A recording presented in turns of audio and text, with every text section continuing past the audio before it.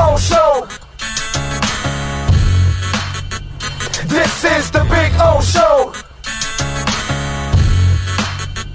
This is the Big O Show.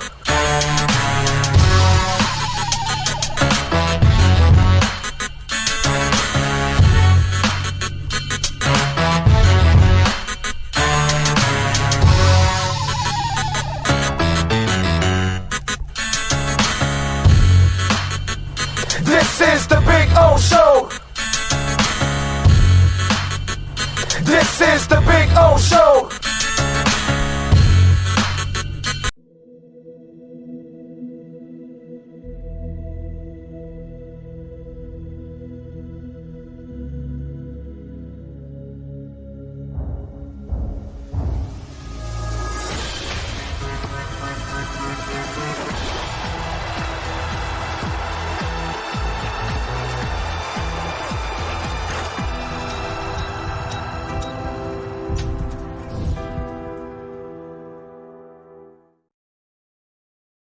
Oh, great. You got a doorbell camera.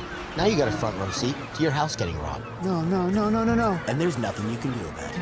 Get out of my house! Ooh, Mom's jewelry. There goes the TV. I'm sure it'll turn up at the pawn shop. No! Just because you can see them, that doesn't mean you can stop them. With Slowens, you get 24-hour monitoring, a free home security system, and professional installation. Plus, a free doorbell camera. Free? One that'll actually work for you. It's not total security unless it's the Slowens Shield. Call 1-800-ALARM-NATE. With more than 62 years of litigation experience handling insurance disputes, Welton Rayum is committed to resolving even the toughest insurance claims quickly. At Welton Rayum, they don't get paid unless you win. They handle complex personal injury claims caused by the fault of another in both state and federal courts. They handle auto, trucking, motorcycle, slip and fall, and bicycle accidents. Call 954-966-4646. That's 954-966-4646. Welton Rayum can help.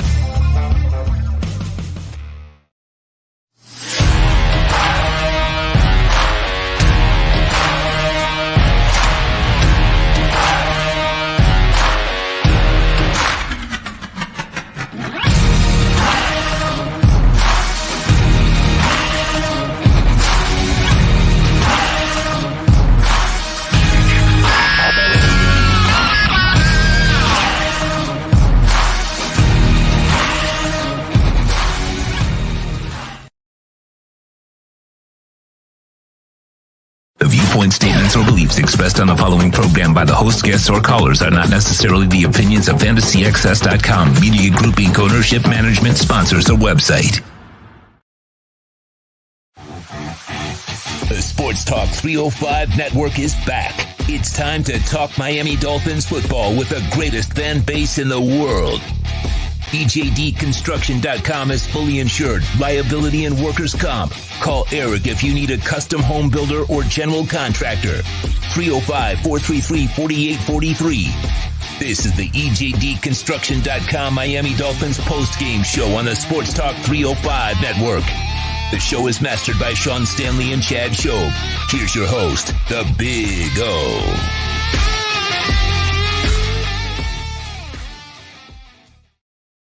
All righty. Welcome aboard, boys and girls, on a victory Sunday. You are 5-1. Your Miami Dolphins take care of business. It didn't start very nice, but, listen, human nature. And the sad part is we're all human. And sometimes we all we do things that we shouldn't do. They tell us, oh, you need to prepare for this meeting. Dude, I'm the top sales guy. I'm a top salesperson. I got this covered. And you get there and, your bravado and, you slip a little bit in your presentation, this, that.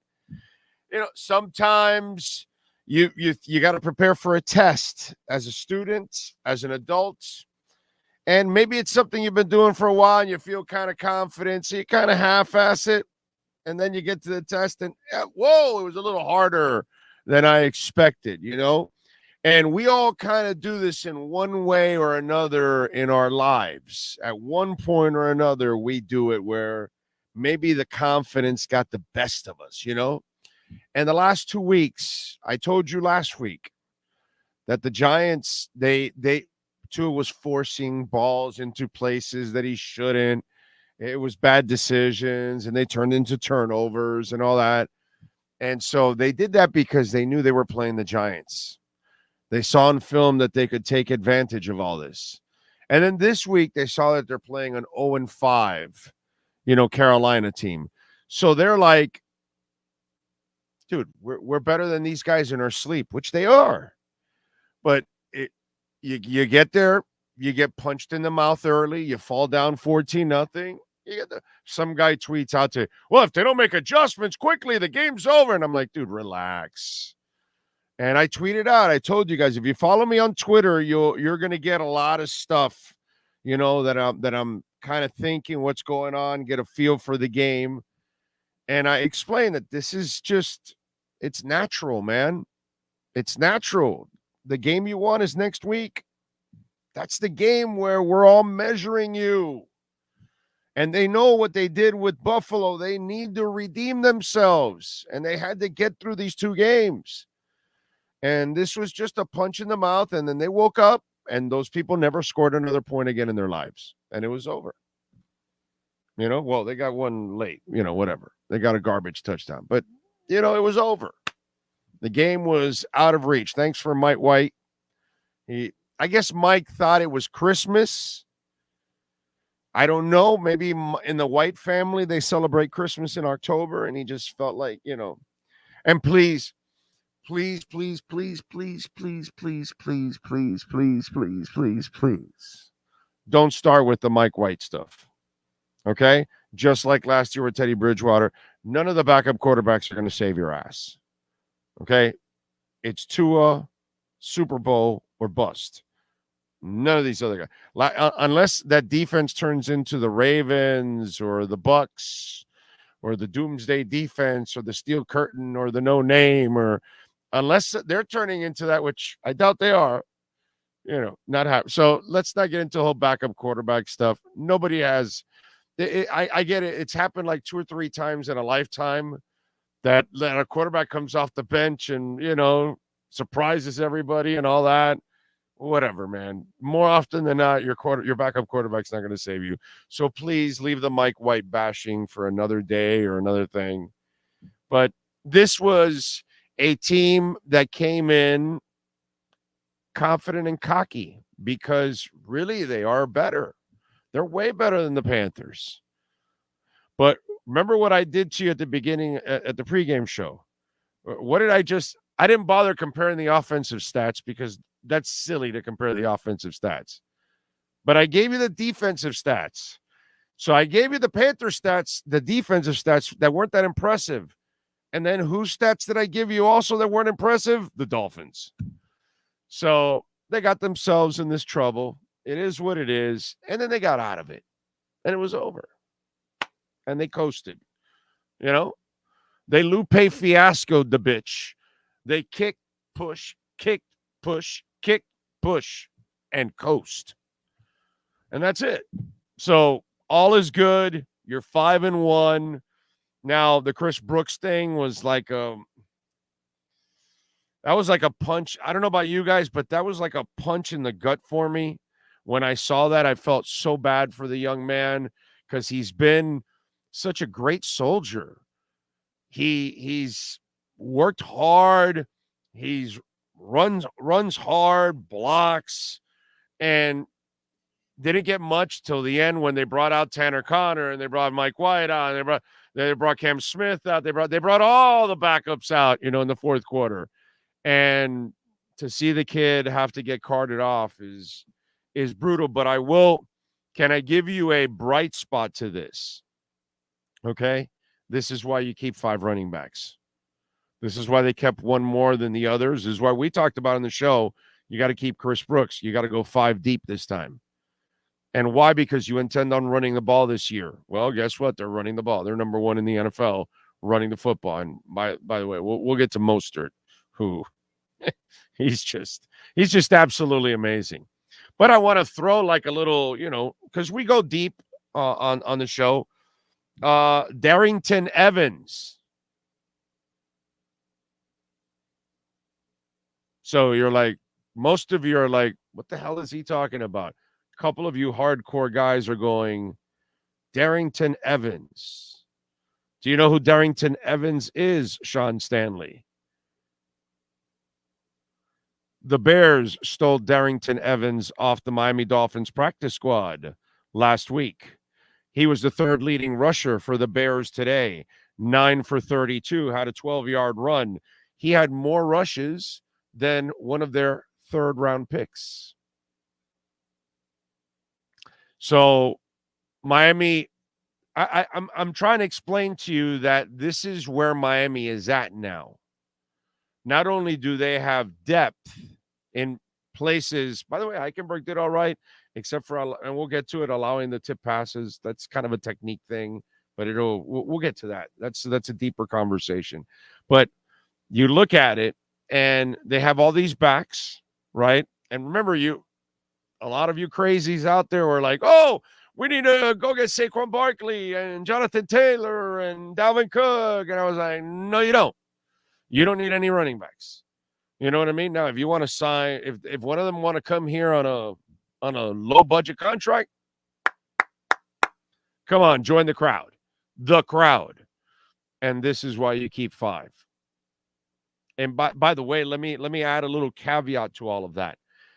I thought once you hit that 35, Mostert had to go to the bench. If I want to nitpick with McDaniel today, I didn't like that Mostert took that extra hit. He took that Malachi crunch. Okay?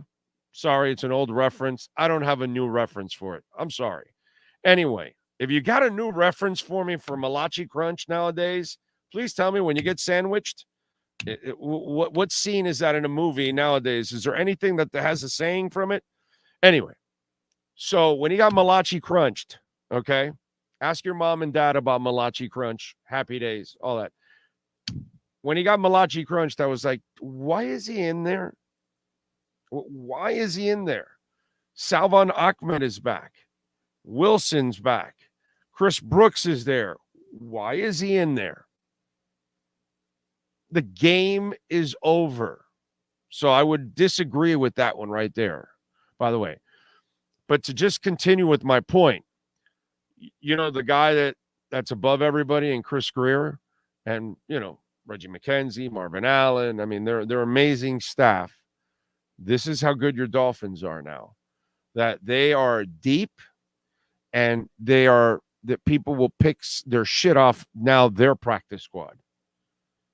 Okay, that's how this team is. And the guy that they picked off their practice squad was the third leading rusher for the Bears, which would have gotten the elevation. Now we've got who's got the funk. Yeah, Jake's got the funk. He might be, I don't know, elevated now because you've got a Chan out and Chris Brooks. I don't even want to think about it, but the way the man was writhing in pain, it bothered me. Okay? It bothered me. So, we'll have McDaniel and Tua for you. When Sean is ready, we'll play it for you.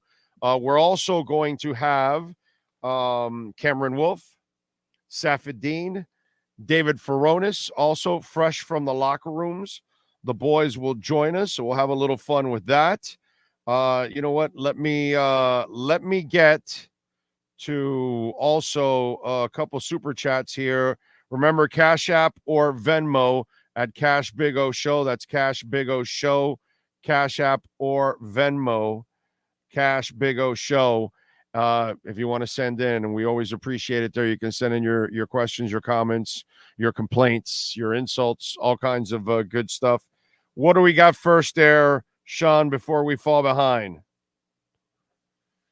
Jose Lucas, we could have had over 50 if not for that first quarter. Yeah, I mean, man, listen, Jose, they won, my brother. I appreciate the super chat.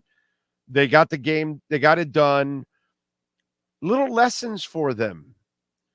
You know, you screw around with the football last week. You allow the Giants to kind of hang around. Today, you don't go in sharp. You fall behind on a shitty team by 14 points, and you have to wake up to kick their ass. Okay? Couple weeks ago, you're full of yourself. You're undefeated. You go to Buffalo, and you get your ass handed to you. So there's been 3 lessons for the Dolphins.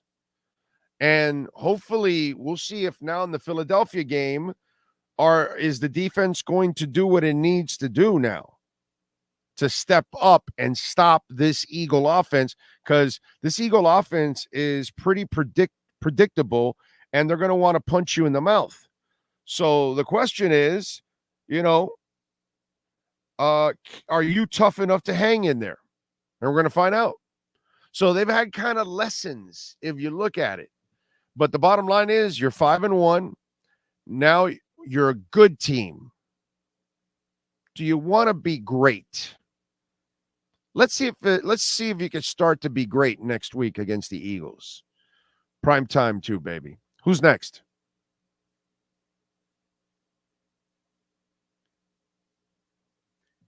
It is Vinny. Vinny Lenya. How concerned are you for the defense next week? Extremely. I mean, Vinny, we all have to be concerned with the defense. What am I going to lie to you and tell you that I'm not concerned? Hell yeah, I'm concerned. We're all concerned for the defense. They've got to step up. They got to get to baptisthealth.net/ortho, which is right there in their facility. Get that treatment. Get their asses ready. Just like they'll get you ready for any of your weekend action. And get it going. John Geeb, if you watch around the NFL, it should be without question Tua is the best QB in football today, with no disrespect to the reigning champ. Well, John, until you win a Super Bowl, you can't be in the conversation with Mahomes. So until you win that Super Bowl, let's slow down, bro. Okay? Tua, hey, man, listen.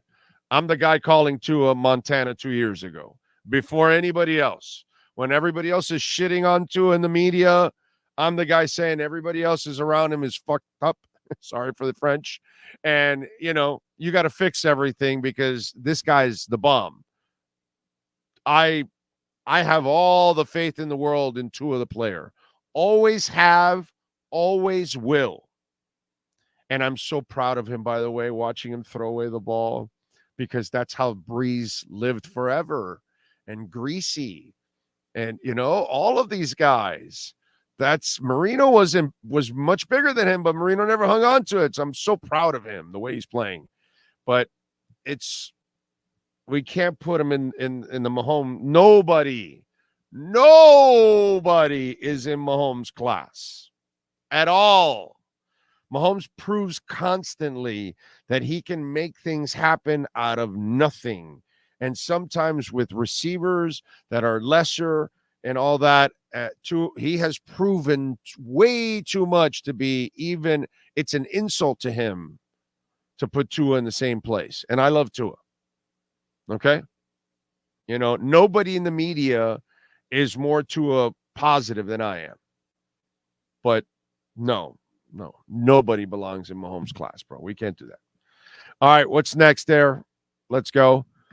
Many J. Snow, can't keep starting games slow, not against the Eagles or the schedule. I'll take the win. Have to start better. Amen. And they've got to know that, dude. They've got to know that. Next up, Kevin Beal, thank you, sir. God bless you, Big O. What a bigger surprise, Jalen Waddle not having a 100-yard game yet, or the entire defense with only 2 interceptions on the year. Well, I'm not surprised about the defense because we didn't think it was going to be a great defense early on because they got to learn, but they've been even worse than what I expected. Waddle dropped his 100 yards. Waddle drops too many passes. The Waddle's a very good receiver. He'll become elite when he's dropping less passes. He drops too many passes. Way too many. And that pass that Tua put was right there. By the way, if he catches it and holds on to it, he actually is better suited to take that hit. By not catching it, he left his shoulder out in the open. This way, he's cradled and ready for the impact. So by not catching it, he actually put himself more at risk to get injured. So I love Waddle. He's a phenomenal player. He is not an elite receiver because he drops too many passes. And this is something that we've been talking about since last year. It's just too habitual. Let's keep going. Next up is David Joseph. Next week is going to be the ultimate test, Philly. And they have a good O-line and deal. Yeah. By the way, Miami's O-line played well again this week. So thank you for the super chat, sir. Remember, Cash App or Venmo at Cash Big O Show. That is Cash Big O Show, Cash App or Venmo. Let me get to the questions, comments there. Venmo, here we go. Steve M says, you're definitely right. It's easy to be cocky against bad teams and get sloppy, but we also got cocky with emoji shirts against Buffalo. I don't think anyone thought the team is a pushover. I hope they respect Philly. Oh, yeah. They have to by now. The ass kicking of Buffalo, I mean, they know, do you want to be great or do you want to be good? It's up to them. 5-1 is good. We know they're not great. Got to start beating the elite.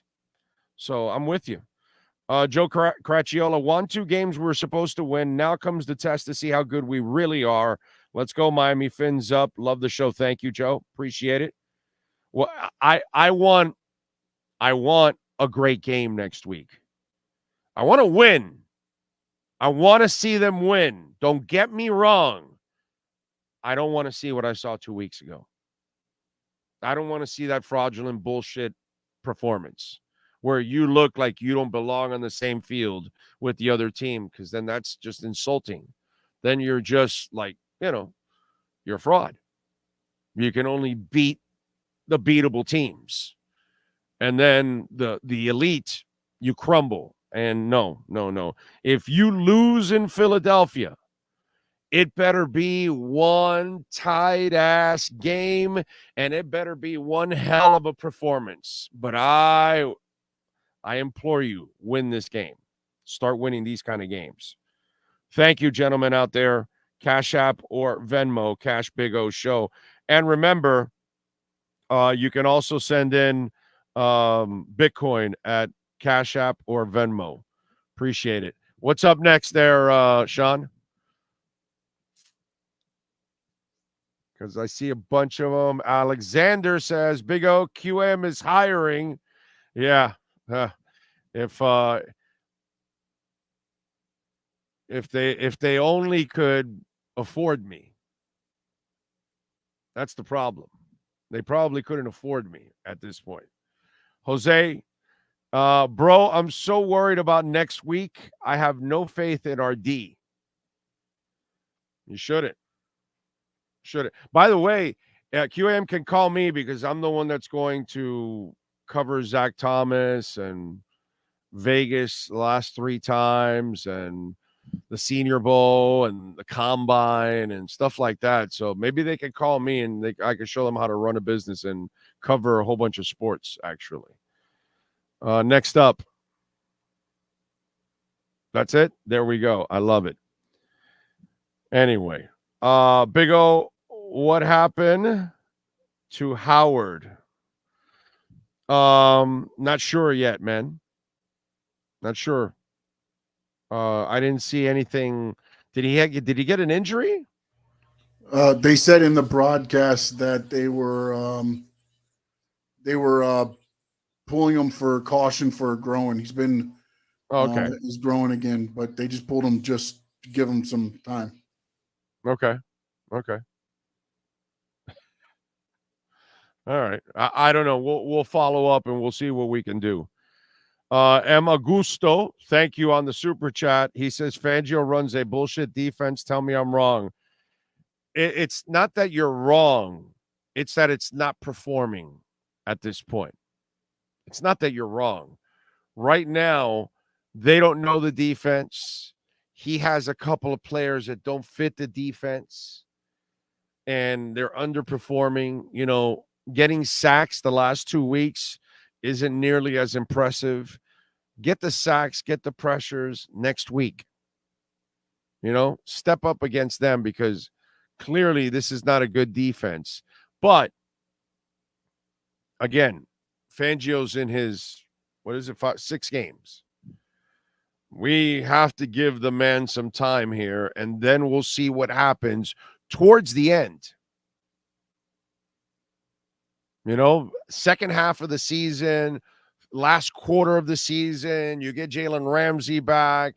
You start to see, well, actually, I think, as I told you, I think you'll get Jalen Ramsey back in early November, so it'll be even before even the last quarter of the season. So all of a sudden now, you start getting to that point, see how his defense is, and then when Kohu goes inside naturally, and you have Ramsey on the outside. Yes, sir. Yeah. Oh, am I behind here? Were you popping in right now? Okay, I thought I saw you there. Big O, do you think when Ramsey comes back, the defense will be more aggressive or conservative? He's going to blitz occasionally. It's not going to be a heavy blitz. What we used to see before, that's not going to happen with him. So he's never going to be heavy blitz. Now, if they're continually burning them because they can't cover exactly, then he'll dial up like he did today. There were a couple times where he said, okay, I got to get after this kid, and the blitz worked actually a couple times. And by the way, they're up there in the pressures and the sacks, even though we don't see it like what we think we're supposed to see it. Again, listen, until Phillips gets going, Chubb, I know, picked up a sack today, and so did Wilkins and all that, but we need to see them do it in bigger moments, not against the worst teams in the league, which is what you've played the last 2 games. So you're just, filling up the stat sheet right now. That's what's going on, unfortunately. Sean, make sure I send them all invites, but make sure send your own or something so they can all know what they need to do. We'll get you Tua Tagovailoa, and we'll get you Coach McDaniel in a few minutes here once Sean is ready to go. By the way, Cameron Good gets the Good Actor Award, all right, because he got Hecker to headbutt him. That was pretty good, dude. That he baited his ass. A smart Cal guy played the mind game with Hecker, and I thought that was actually pretty cool. And then the Remember Titans celebration, so they added a new one. Tyreek with the phone and the spin. What else did we have that went on today on I think those were the 3 kind of events that went on today. Yeah, pretty much. The Tyreek what's it called? Somersault. The Remember the Titans celebration, and then getting the punter Hecker. And it was classic because if you're watching the TV broadcast, as they're going to the break, they're focused on Hecker, and he just throws a big F-bomb, F. And it just, you can read his lips. You don't even have to be an expert, at that. And it's just absolutely hilarious. Yes, sir. PJ Walker and the Cleveland Browns just defeated the 49ers. Wow. Unless something crazy happens in 6 seconds. They missed a field goal, but it looks like the Browns and PJ Walker will defeat the San Francisco 49ers. My boy PJ Walker from the XFL, baby. I love it. PJ was a fun player in that league to watch. That is awesome. By the way, I think we gave you guys 2 winners today in the pregame show. We told you to take Cincinnati -3 against Seattle and they ended up winning 17-13, so you won by a point there in that one. And then we took Houston plus 1.5, and Houston won 20-13. So 2-0 against the number, and we gave you the over in the Bills-Giants is what we went with. And right now, Raiders are 3-0 over the Patriots. Cardinals 3-0 over the Rams. Eagles and Jets are scoreless. Lions and Buccaneers are scoreless. And then tonight, it'll be the Giants and the Bills. So I got the over 44. But we're already in the winning. We're already in the winners bracket because we got 2-0 with Cincinnati and Houston. So if you took those, you are welcome. You're already winning. Even if you took all three, you're already winning. If you bet evenly, of course. Hopefully we'll go 3-0. If we go 3-0, then, can't complain about that. Dolphins versus Eagles to take down the last undefeated team. 85 Phinz, Bears all over. Yeah. The only thing that I'll never recover, which most of us won't that lived it, they should have been back to rematch in the Super Bowl. And our boys choked that thing away with 3-4 fumbles. It was bad. God, that was a painful night. That was one of the more painful nights I've ever suffered as a Dolphins fan. I gotta say. That is definitely one. John Padilla, thank you for the love in the super chat. Big O, the kid who did the national anthem was really good. I have to shout him out. Eagles were coming. Yes, he was impressive. We retweeted it. I know Sean retweeted it. I retweeted it. So you could go to Sean's Twitter page or mine and check it out. Brett says Dolphins on 3rd and 4th and short are brutal, including McD's calls. He must not trust our O-line at all in those situations. I mean, there are moments. Excuse me. There are moments. My throat is dry a second here. There are moments where they are answering the bell. Okay. You gotta. All right. I want. Here's where. Who said this? Okay, Brett. Okay, now, Brett, I want you to do this, doggy. Okay, I want you to pause. Okay, for 25 years, you haven't had an offensive line. For 25 years, your offensive line couldn't consistently run. For 25 years, your offensive line couldn't block for your quarterback overall.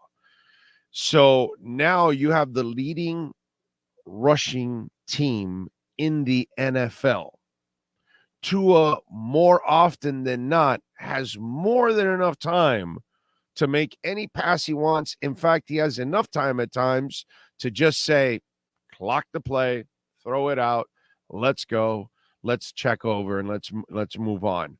So we can't go from microwave society, which is where you're coming from in a way, Brett. You got to be realistic now, okay? We cannot go from being an absolute disaster for a couple of decades on the offensive line. Please, I get it. The unicorns, as Omar used to call them, the three guys. Okay, we had a year where if three guys stayed healthy, they were pretty good, and J.J. had a nice year. I get that. But overall, for a couple of decades, your offensive line has stunk. We're far from that already. Now, if you wanted to become the Dallas Cowboys of the mid-90s, maybe what San Francisco has now, or Philadelphia, we're asking for a little too much. Okay? Just a little too much. So we got to slow our roll, and we have to be forever grateful that right now they can run the ball. They can run the ball for a lot of yards. They can make a lot of plays in the run game.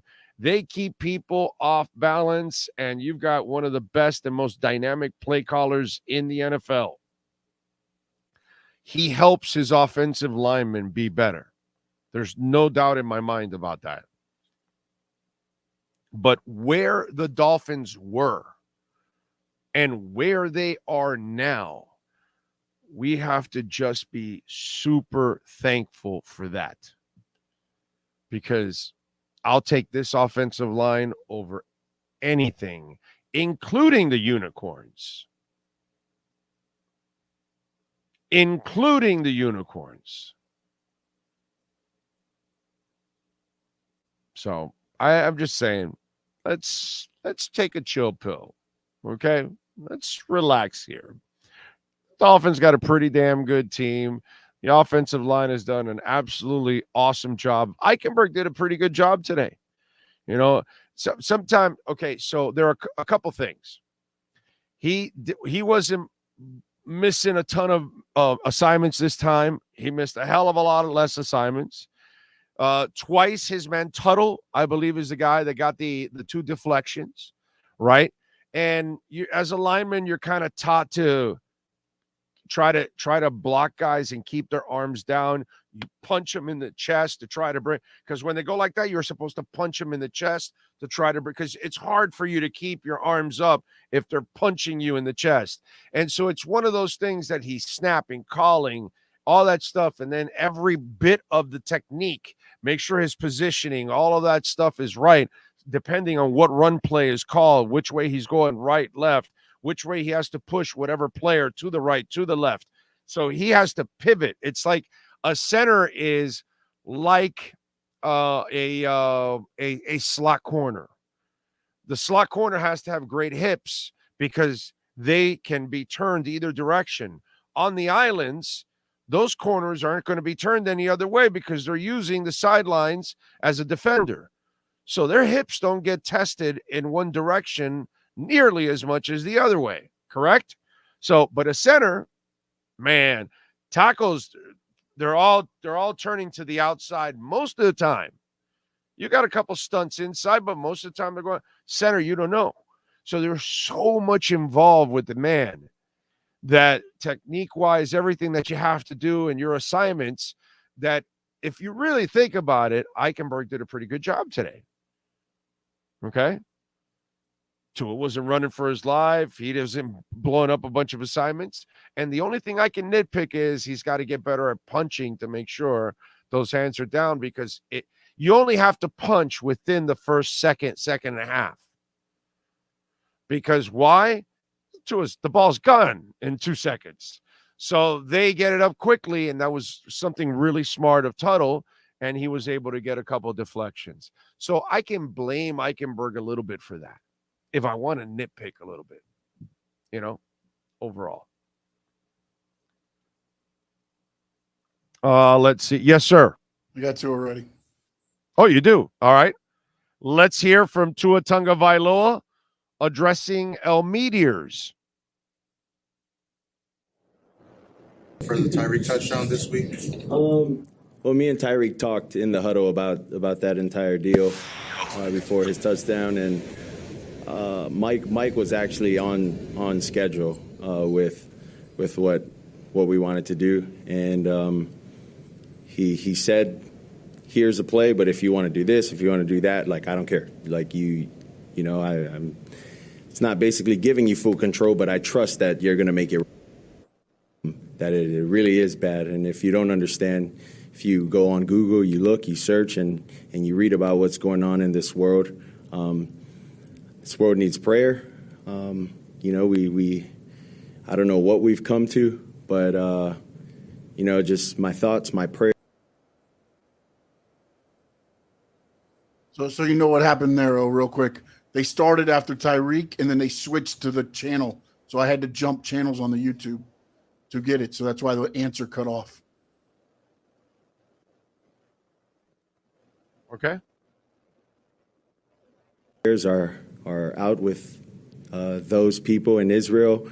I know there's the Ukraine and Russia war still going on as well, and I just wanted to bring notice that although we have the freedom to do this here, play football, and be able to have the freedom to do these things, that to come back into reality and think, that's where we all are here in this world. And so I just want to bring that to the attention, and hopefully we all come together and can pray for the kids, the children, the wives, or the women, and the men that are putting themselves out there, every day for those unfortunate events that are happening right now. So I know you had a embrace, Tua. I know you had an embrace with Bryce after the game. What did that kind of be with another one of your Alabama brothers? Yeah, it's the conversation that I felt like if I was on the other side of the ball, I would want someone to tell me. And I think he's doing a tremendous job. There's going to be times where you're going to make mistakes because you're a rookie, and there's things that when he plays the next game that he wish he knew, this game, and he'll continue to grow from that. And I just told him to keep the press, the naysayers, all the people. That's just external factors. They're going to say what they're going to say, but you continue to believe in yourself. You continue to do the right things. You're going to go far. Two of you guys are so good at home. I think you're like 15-2. What makes it so good playing in this building? I think, for one, the atmosphere that we have here. The fans come out, and it's really loud for the opposing team to hear. It's probably been one of the loudest that I've ever heard today while the opposing team was on third down. But I think it's that, and then just the work that our guys in the facility have been putting in. This is one of the best weeks of practice that I've seen overall from all our guys. And it says a lot, with how we've come down from a 14-0 deficit and sort of overturned that entire deal into what it was. Slow starts aren't really the normal for you guys. What do you think happened there at the start of the game? Well, I think there were some mishaps, but you also got to give credit to their defense. Their defense did a good job with what they thought we were going to do, and some of them they guessed right, and some of them we just needed to be better with our technique, and that's all the way across the board. No sacks today. What can you say about Eichenberg, Lamb, and the whole O-line? Yeah, that's who you got to give the credit to. You got to give the credit to those guys up front. I think Liam did a great job of making a call, and just whether it was the right call or not, just letting our guys go and play, and we'll play off of that, or we'll figure it out on the fly. He did a great job under center with his snaps, in the gun with his snaps. Really wasn't any snap too high or too low. And, I think he's starting to feel comfortable with, the position that he's at now. But it goes to say that our running game flourished because of those guys up there. So I'm very proud of the way they performed. And we're going to hope to continue this going into next week. You mentioned facing one quarterback today. What do you think of the one you'll be facing next week, Jalen Hurts, and a guy that you're a little more familiar with? It's going to be good. I got a lot of respect for Jalen. I think this is a game that a lot of people are going to want to see, given the talent that's on that side of the ball, the talent that's on this side of the ball. And then, it's one of those where, okay, we got a lot of good matchups across the board.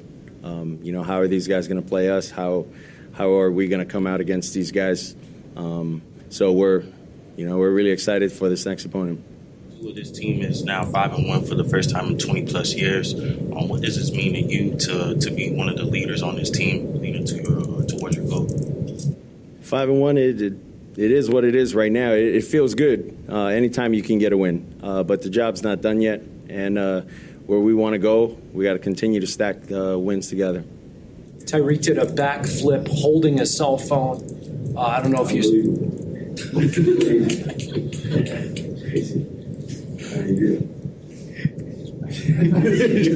Yeah. That's the exact reaction I would have. Exactly. Couldn't even finish your question. I was just wondering what you thought. It was unbelievable. I didn't even know he backflipped. I didn't, because I was looking to the sideline and I was kind of gesturing to Mike, given the freedom that he gave me and Tyreek on that play. And then when I looked back, Tyreek was like he was like sprinting towards me. So I didn't get to see it until I looked on the Jumbotron. What makes him such an inviting target for you? Why is this connection going so well? You just know where he's going to be. Speed kills. And you know that these other teams see that. Those guys have put that on film. It's not just with Tyreek, it's with Jalen. We also have our running backs. There's a lot of other guys that are sneaky fast as well, but they don't get that opportunity, much because of those guys. So, yeah, that's what I would say to that. Tyreek broke or set the new NFL record for most yards through 6 games.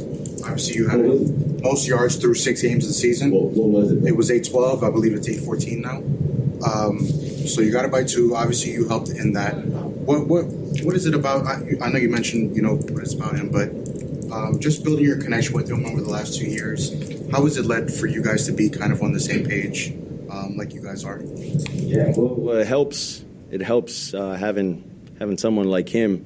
That anytime you get pressed, there's a possible signal you could give him, or there's a possible eye contact deal that you can give him, and working through those things in practice and having those conversations where it's, dude, that's not even what we called, but as long as you guys know what you're doing, like I trust that you guys are going to make it work. That's what this past 2 years has done for quarterback to receiver, that sort of relationship. And then we meet and we talk about things that we want, not just with Tyreek, with Jalen, with Braxton, with those that are included in the game plan. So, yeah. Tua, your thoughts on how Raheem's performance today, being able to do what he did on the field, 3 touchdowns, just incredible as a teammate? It's incredible, and that should tell you a lot because of the guys that we have in the running back room that I thought they did really good too. Chris Brooks did really good. Savon Ahmed did really well, but it's hard when it's over. It's being overpowered by the performance that Raheem had. But I mean, Raheem's been a great teammate. I mean, he's a really, really good player. Very happy for him. I know the guys in the locker room are happy for him. He's a great leader, and he got a lot of respect. So, he's an old head.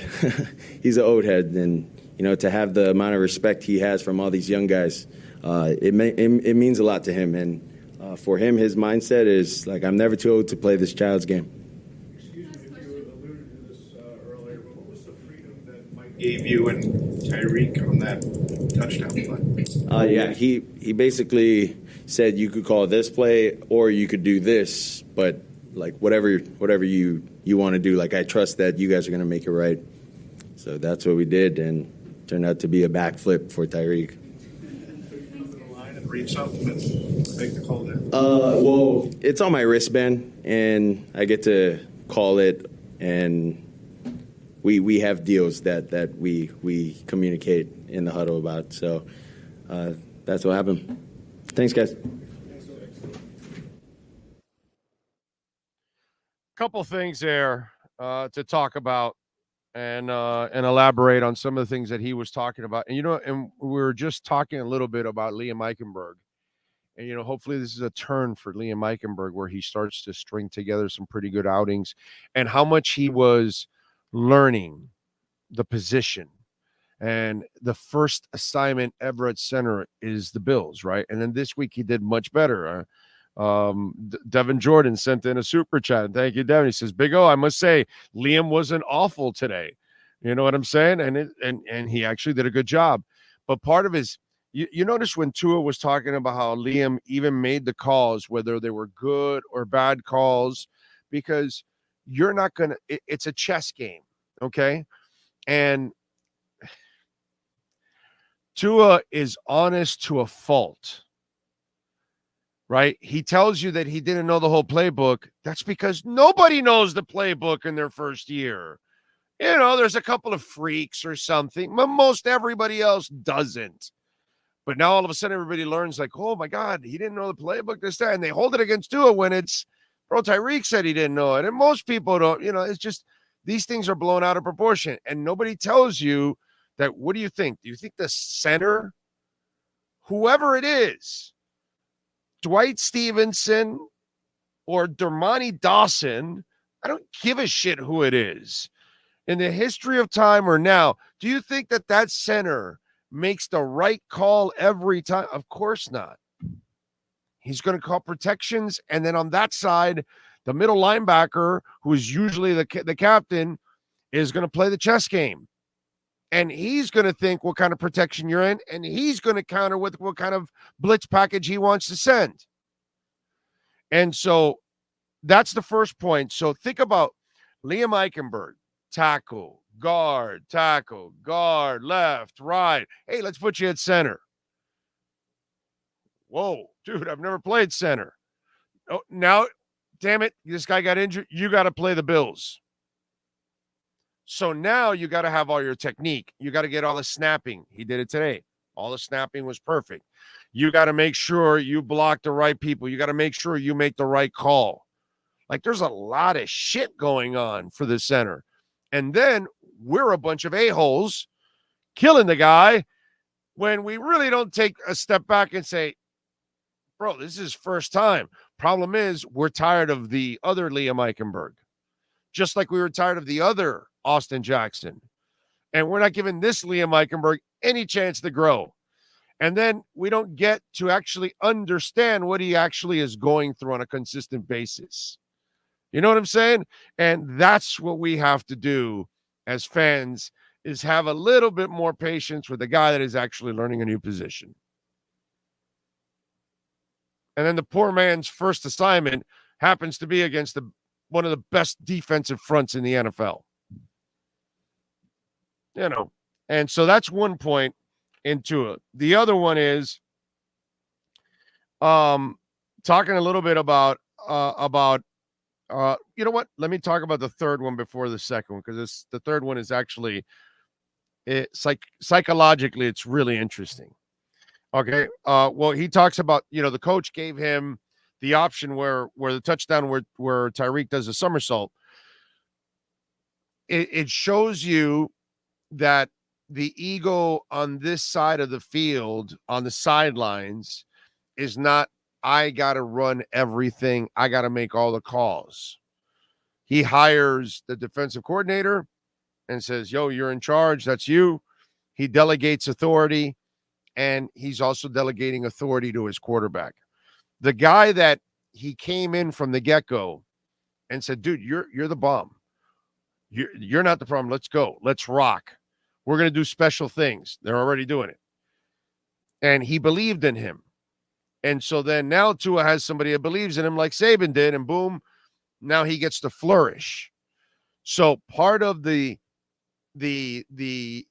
growing process of flourishing is, of course, this kind of stuff, where they give you the responsibility of making a call.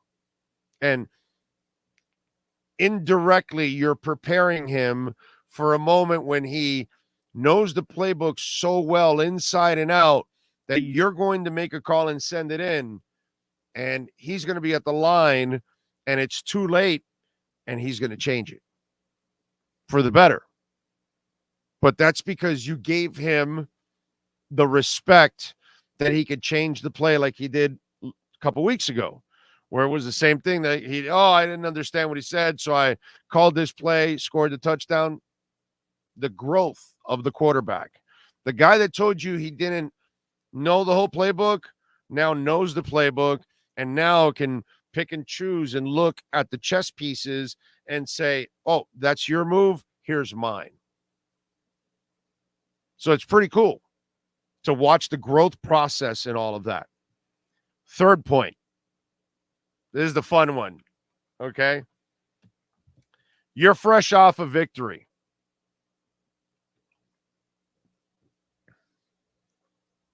And it shows you that you got something else on your mind. Okay. There's a reason why you kind of really underestimated the Giants and played a little loosey-goosey.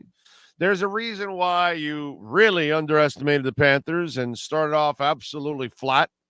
And then they walloped you with 14 quick points. And you said, if, by the way, no, go back to the game. Okay. Go back to the game. And when they scored the 14th point, they go to a break. Before they go to a break, they go to the sidelines. And they go to McDaniel. And McDaniel and Tua are there. And I want you to watch that exchange. That exchange, there wasn't like a ton of words being spoken, but it was kind of a, hey, we got to stop effing around here. Let's get this thing going. And immediately, if you go look at the tweets, that before, I said, I expect a wicked and focused drive here that leads to a touchdown. And sure enough, they went right for a touchdown. There's a connection between those two now. There's a lot of trust, right?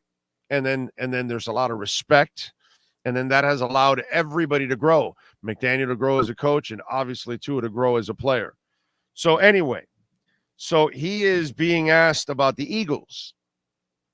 And he said, really excited about our next opponent, ready. So great matchups. He's talking about great talent on both sides. It's already on his mind. Okay. And this is something that clearly it's not just you. It's not just me. It's human nature. Human nature is, dude, we know we're better than the Giants in Carolina, but you got to go through the process. So you got to now go out and prove it and get it done before you can. This is the best thing that happened today, ladies and gentlemen, is that we're not taking to the Philadelphia game dirty laundry. Oh, shit, dude. Damn it, bro. They lost to the Carolina Panthers. Oh, my God. Man, they really got to win this Eagles game because this is terrible. That's not happening. So you're not carrying a burden of a performance that led to one of those Mario. You didn't get Cristobaled. Okay? You didn't get Cristobaled, basically. Now you get to go to that game, and in a very interesting way, you don't get to wipe it clean because you need to beat Buffalo several times consecutively. 2 in a row, 3 out of 4, 4 out of 6, 7 out of 10, 8 out of 12. You need to do stuff like that against them to kind of turn the tables like they have on you right now, that they're 12-2, okay, to really exercise that demon. So you haven't turned the corner. But if you win this Philadelphia game, you don't ease the pain of the Buffalo game because you need to beat the crap out of them several times. But you start to feel better about yourself, like you can now start to belong in that area. But if you had lost to the Panthers, and even if you beat Philadelphia, you've got that, yeah, dude, what? But so Dolphins, they lose to the Panthers and beat the Eagles. That's what we would say. So now you're not so Dolphins. You're a damn good team, but now do you want to be great? So the beauty of next Sunday night is that there is no dirty laundry. All there is a plateau that you haven't reached yet. You're good. Can you start to be great now? And that's why you didn't beat the Bills. And can you beat the Eagles? But it's beautiful because we're walking in with clean clothes. The Emperor has new clothes. Okay? In honor of Sinead, rest in peace. So you're going in with beautiful, clean Justin Bethel threads. Now you get to go, hey, man, You're like a prize fighter, and you're Rocky 1. You lost. Okay, let's go. Rocky 2. Now you need to win. And you need to be the one that comes off the canvas first. And you got to somehow keep Philadelphia down. So it's a beautiful thing, but you can tell that Tua, you can tell that everybody else is ready to rock. That's for sure. Oh, man, that is for sure. Cash App or Venmo, Cash Big O Show. That's Cash Big O Show. Cash App or Venmo. Remember, you can make a Bitcoin donation, which we always love. Thank you, thank you, thank you. Peter German traveled to see the game from New York. Great win. Running backs did a good job. Killer about Brooks. Can't afford slow starts. Amen to that, Peter. Thank you for the Venmo. Frederick Mayer. Bless you, sir. Thank you for the Venmo. I appreciate you. The best Miami Dolphins content. Thank you, thank you, thank you. Appreciate that. Very, very kind. Cash App or Venmo. That is Cash Big O Show. Cash App or Venmo. Let me check the Cash App here. Marco Ferrante. Thank you, sir. I was at the 85 AFC Championship game. Still hurts. Thank you. He sends me a Cash App with pain. Thank you. That is very nice of you. And again, Matthew Toffler, thank you. You sent me Bitcoin today. That is that gets me right there in the heart. Let's go. Who is next on the super chats here? Yes, put some crazy glue on Waddle's glove, says man of 1,005 holds. That's the only thing he needs to be an elite receiver. He's got to cut that out. He drops too many passes. And we've talked about it for 2 years now. And it's a shame. But that is a habitual problem that he has, Waddle, unfortunately. Alex, thank you for the love in the super chat. Put out an APV on Holland, the self-proclaimed best safety in the NFL. Cost me $10K on a 10-leg parlay for not getting 4 tackles against a bad team.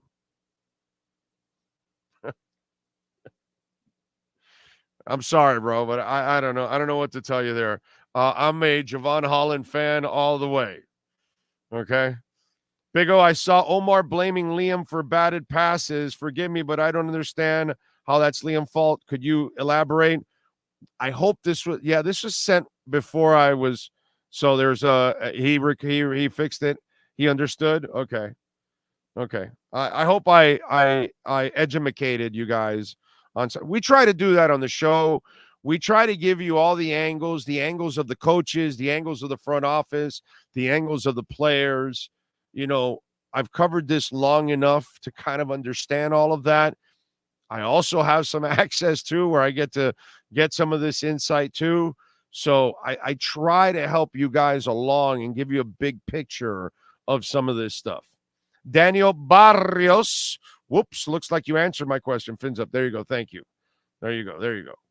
That is fantastic. Appreciate it. Juergens announced the fight came out to a draw. It was a split decision, and who won? Apollo is allowed to retain his status as heavyweight champion, technically wins by default. What are you, anti-Dolphins here or something? Don't get too excited about beating Philly. That's a tough game no matter what, and I'm not sure we can control the line of scrimmage against them, but it's not the end of the world if we don't. No, Jason, it is. You got to start showing up against these teams. No way, dude. Sorry. You got to fight. You got to coach your ass off, man. I completely disagree with you on that. I am not like I said, it better be a great game. They can't even lose by a lot of points. They need to lose by a couple points. Worst case scenario, win or barely lose. But you got to start showing up in these games because then it proves that you're not going to do anything in the playoffs. And if you lose to KC and you lose to Buffalo again, then what, dude? Or if you win only one of those 4, then would you just get lucky ones? No, man. I disagree with you. This team has the kind of talent that they can play better than what they've played. Christian Wilkins can play better against the better teams. Raekwon Davis, bro, it's your contract year. Let's go. I don't know how Raekwon needs any more motivation than it's contract year time. Big O, I agree with everything you've said 100%. How about that job by the offensive line? They did a terrific job overall, man. They really did. Let's see. Big O and Dolphins win. It's a beautiful thing, baby. Thank you, Jim. Yes, it is. It is a beautiful, not me, but the Dolphins win. Watch Vic Fangio pull out a defensive strategy scheme against the Eagles for the ages. Let's hope so. R.I.P. Susan Summers. I heard Susan Summers passed away. Terrible. Big O, the defense better be at a higher level against Philly because the Giants and Panthers were making plays on them, both through the air and through the run. Yeah. Oh, hey, listen, man, it's time, ladies and gentlemen. Why do you think I was so pissed 2 weeks ago? Because they can do a hell of a lot better or beat the Bills. But you got to start playing to your potential. Shit, last year they were injury riddled and they hung in there with the Bills. I think they gave them the last 2 games, basically. I think Miami should have won all 3 games last year. I'm sorry, man. I expect more from this team. I think they can be more than what they've been so far. I think they belong up there with San Francisco, with Philadelphia, with Kansas City, with Buffalo. I really believe that. I think their talent is good enough. So that's just me. But they've got to kind of put it together. I don't care if we lose, just as long as Tua is healthy. I'll take a loss over Tua getting injured. Well, no, of course. You never want your quarterback, period. I mean, that your season's over once you lose your quarterback. Big O, do you think the Buffalo Bills at this moment are a better team than the Miami Dolphins? Yes, sir, they are. I think Miami can beat them, but they have to prove it. And until they do, the Bills own them. Dude, they're 12-2. Again, since McDermott took over, they're 12-2, and they're 3-1 against McDaniel. So Bills are the better team, but Dolphins have got to cross that threshold. You know who crosses that threshold all the time? Oh, baby. Yes, sir. David Furones and our Welt and Rayom Miami Dolphins report in 30 seconds. Welton Rayom has more than 62 years of litigation experience handling insurance disputes. They're committed to resolving even the toughest insurance claims quickly. Call them for a free consultation. 954-966-4646. At Welton Rayom, they don't get paid unless you win. Property damage claims to your home, business, or condo as a result of a hurricane. Welton Rayom can help. Water, mold, fire, smoke damage, Welton Rayom can help. Call 954-966-4646. All righty, there he is, David Furones. Follow him on Twitter at DavidFurones_. They're on Twitter and catch his work there at the South Florida Center. Good? Hey, I'll ask you that at the end, Big O. What was that? You feeling good? Oh, yeah. Back-to-back home wins for the Dolphins. And then now it starts to get real. You get Sunday Night Football with the Eagles, a trip to Philly. So now we'll really start to see what this team is, how it has bounced back since that Buffalo Bills loss. You got to win these types of games. And they got through the Giants and the Panthers at home like you're supposed to. And listen, when you guys asked Tua, he was so quick to elaborate on all the stuff that, I tweeted out early in the game. Last week, they played loosey-goosey with the football. They thought they could take chances with the Giants, and they paid the price. This week, they went against an 0-5 Panthers, and they came out flat, and they got spanked for 14 straight points, and then they got their wake-up call.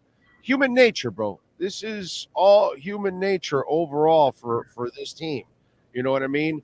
But overall, they were able to take care of business. But once you asked Tua about the Eagles, dude, he was ready to elaborate on all of that. And you can tell that this is a team that they knew they had to take care of business, but they knew that the real business is this week.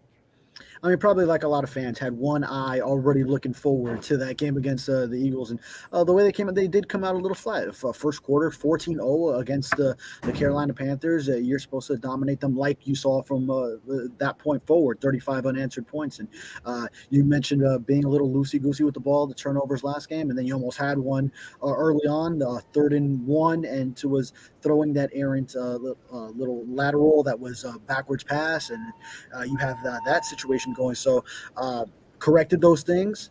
It wasn't necessarily anything that anyone had to make some rah-rah speech. They just got down to playing like the team they should be. Yeah, I'm with you there. All right. Injuries, my brother. Injuries, please. Chris Brooks, Tyreek, nothing serious there. Who else was kind of hurt? Xavier Howard, Jerome Baker as well. Yeah. What do we got? Yeah, so team is still evaluating all of those. I know my colleague Chris Perkins was in the locker room. He got a hold of Brooks for a second, but he said he had to get an MRI. So he had an ankle injury late in that game, and obviously, he's getting his snaps late when the score's out of hand. So unfortunate for him. Great job making the team as an undrafted rookie. Xavier Howard, it's the groin again. We saw that last year. So now coming back up, week 6 this season. I know it was week 3 or so. It was definitely bothering him in that game against the Bengals week 4, that Thursday nighter on short rest last year. So again, groin injuries pop up for him. Jerome Baker with his back, I don't think we saw him go back in there. So injury situations that the team will have to evaluate. Tyreek Hill was just cramping issues. He said one of his calves started to cramp on that long catch and run, so he just beelined over to the sideline, which he might have been going toward anyway, went straight to the bench and eventually to the locker room, got that IV very quick. He said everything he does is quick because he's a cheetah, so he got that IV very fast and was right back out there shortly thereafter. By the way, he did it up in the arm area instead of the foot area, so he doesn't forget to put on his sock. Oh, yeah. Which I was trying to catch from a distance. Did the TV crew get a good look at his socks? It looked like compression sleeves, but there was a gap in there. But he was wearing appropriate socks, right? No idea. And the NFL needs to get a freaking life, bro. Come on. Get off these guys. Are you kidding me? We're finding people for the peace sign? The 60s is pissed off. Come on, peace is it's a love sign. There's no threatening in this. What's the threat in this, bro? $7,000 for a peace sign? Come on, man. Yeah. I think our partners at Welton Rayom would agree that these cases should be thrown out. Stop with these fines and these penalties for celebrations.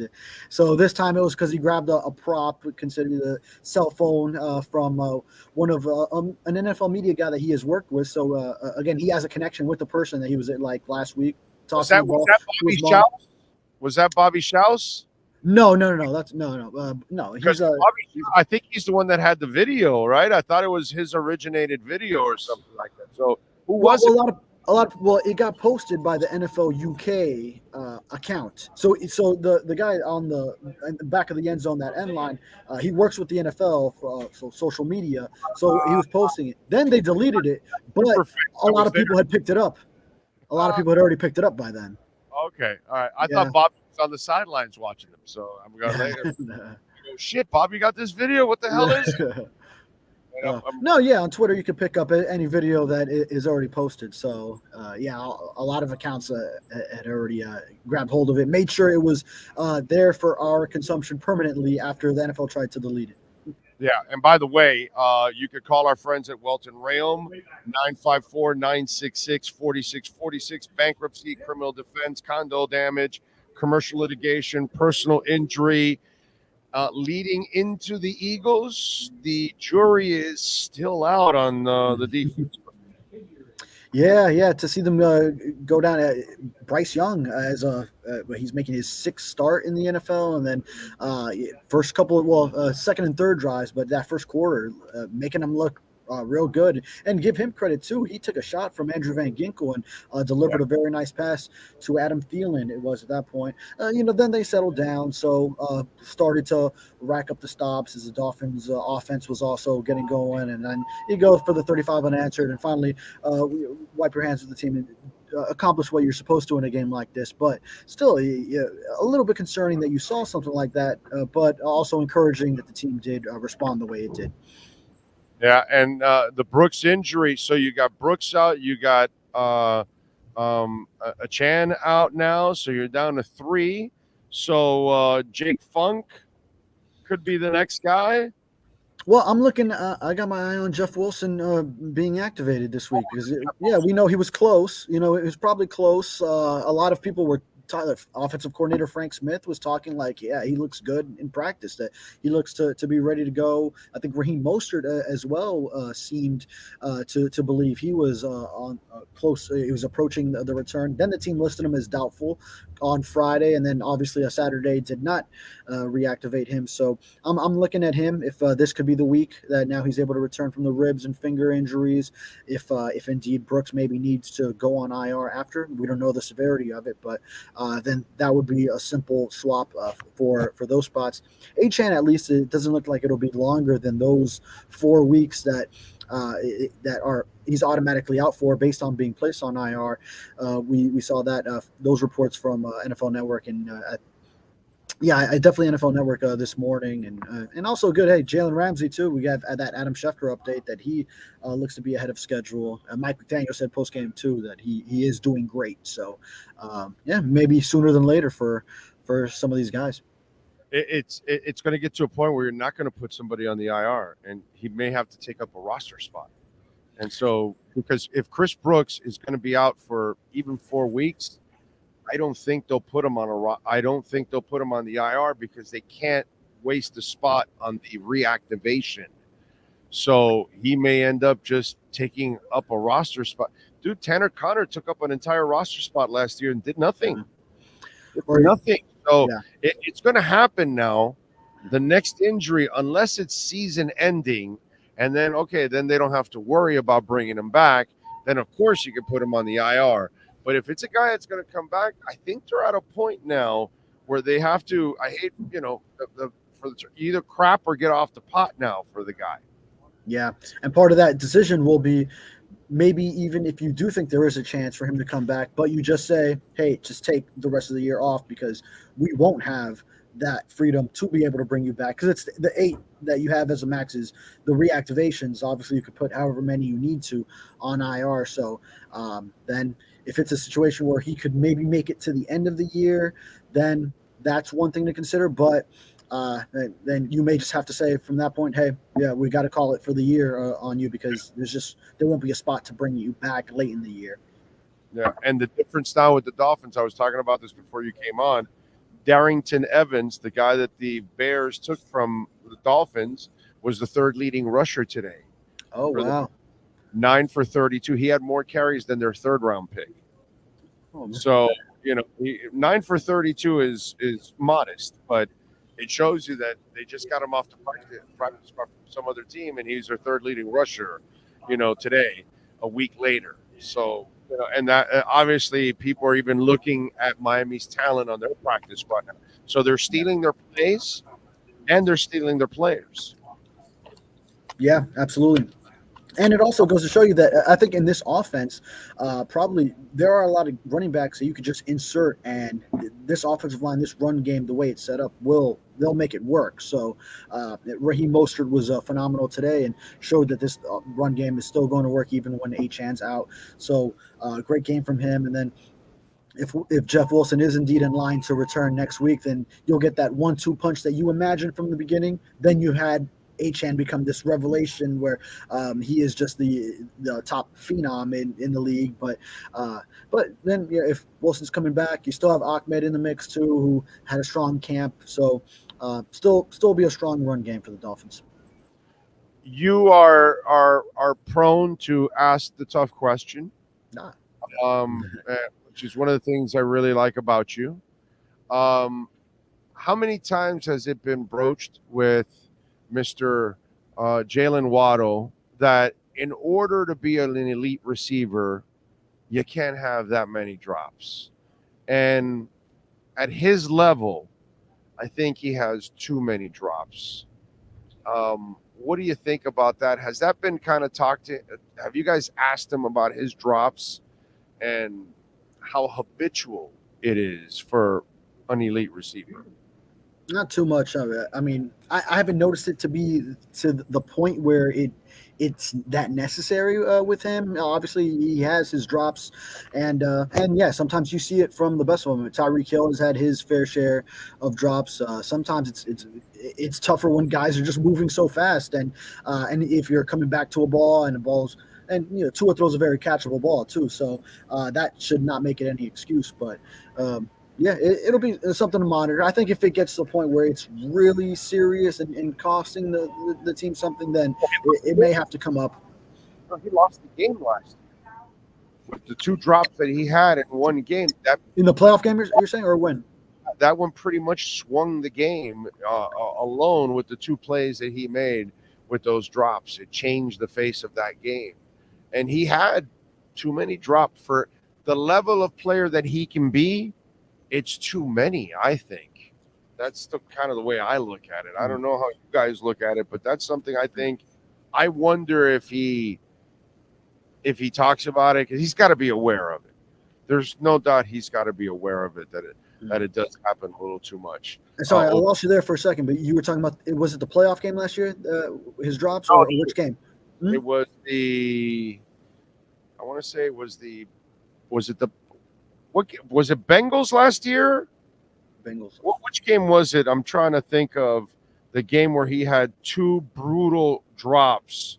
Well, definitely the playoff game, Skylar Thompson threw a great ball to him deep, and dropped it early. But I'm thinking of another game. Was it the Vikings game, Josh? Was that it? Yeah, he changed the face of a game with 2 plays. Now, I'm brain farting, but I'm pretty sure one of those games last year, because we talked about it, that, yeah, he just has a little too many drops, for my liking, for the level of player he is.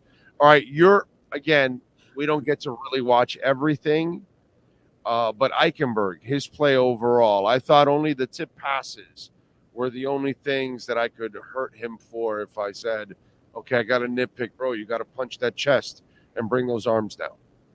Yeah, and tip passes. I wonder how much you even put on the line. I think if you do get driven back, then it is an easier angle.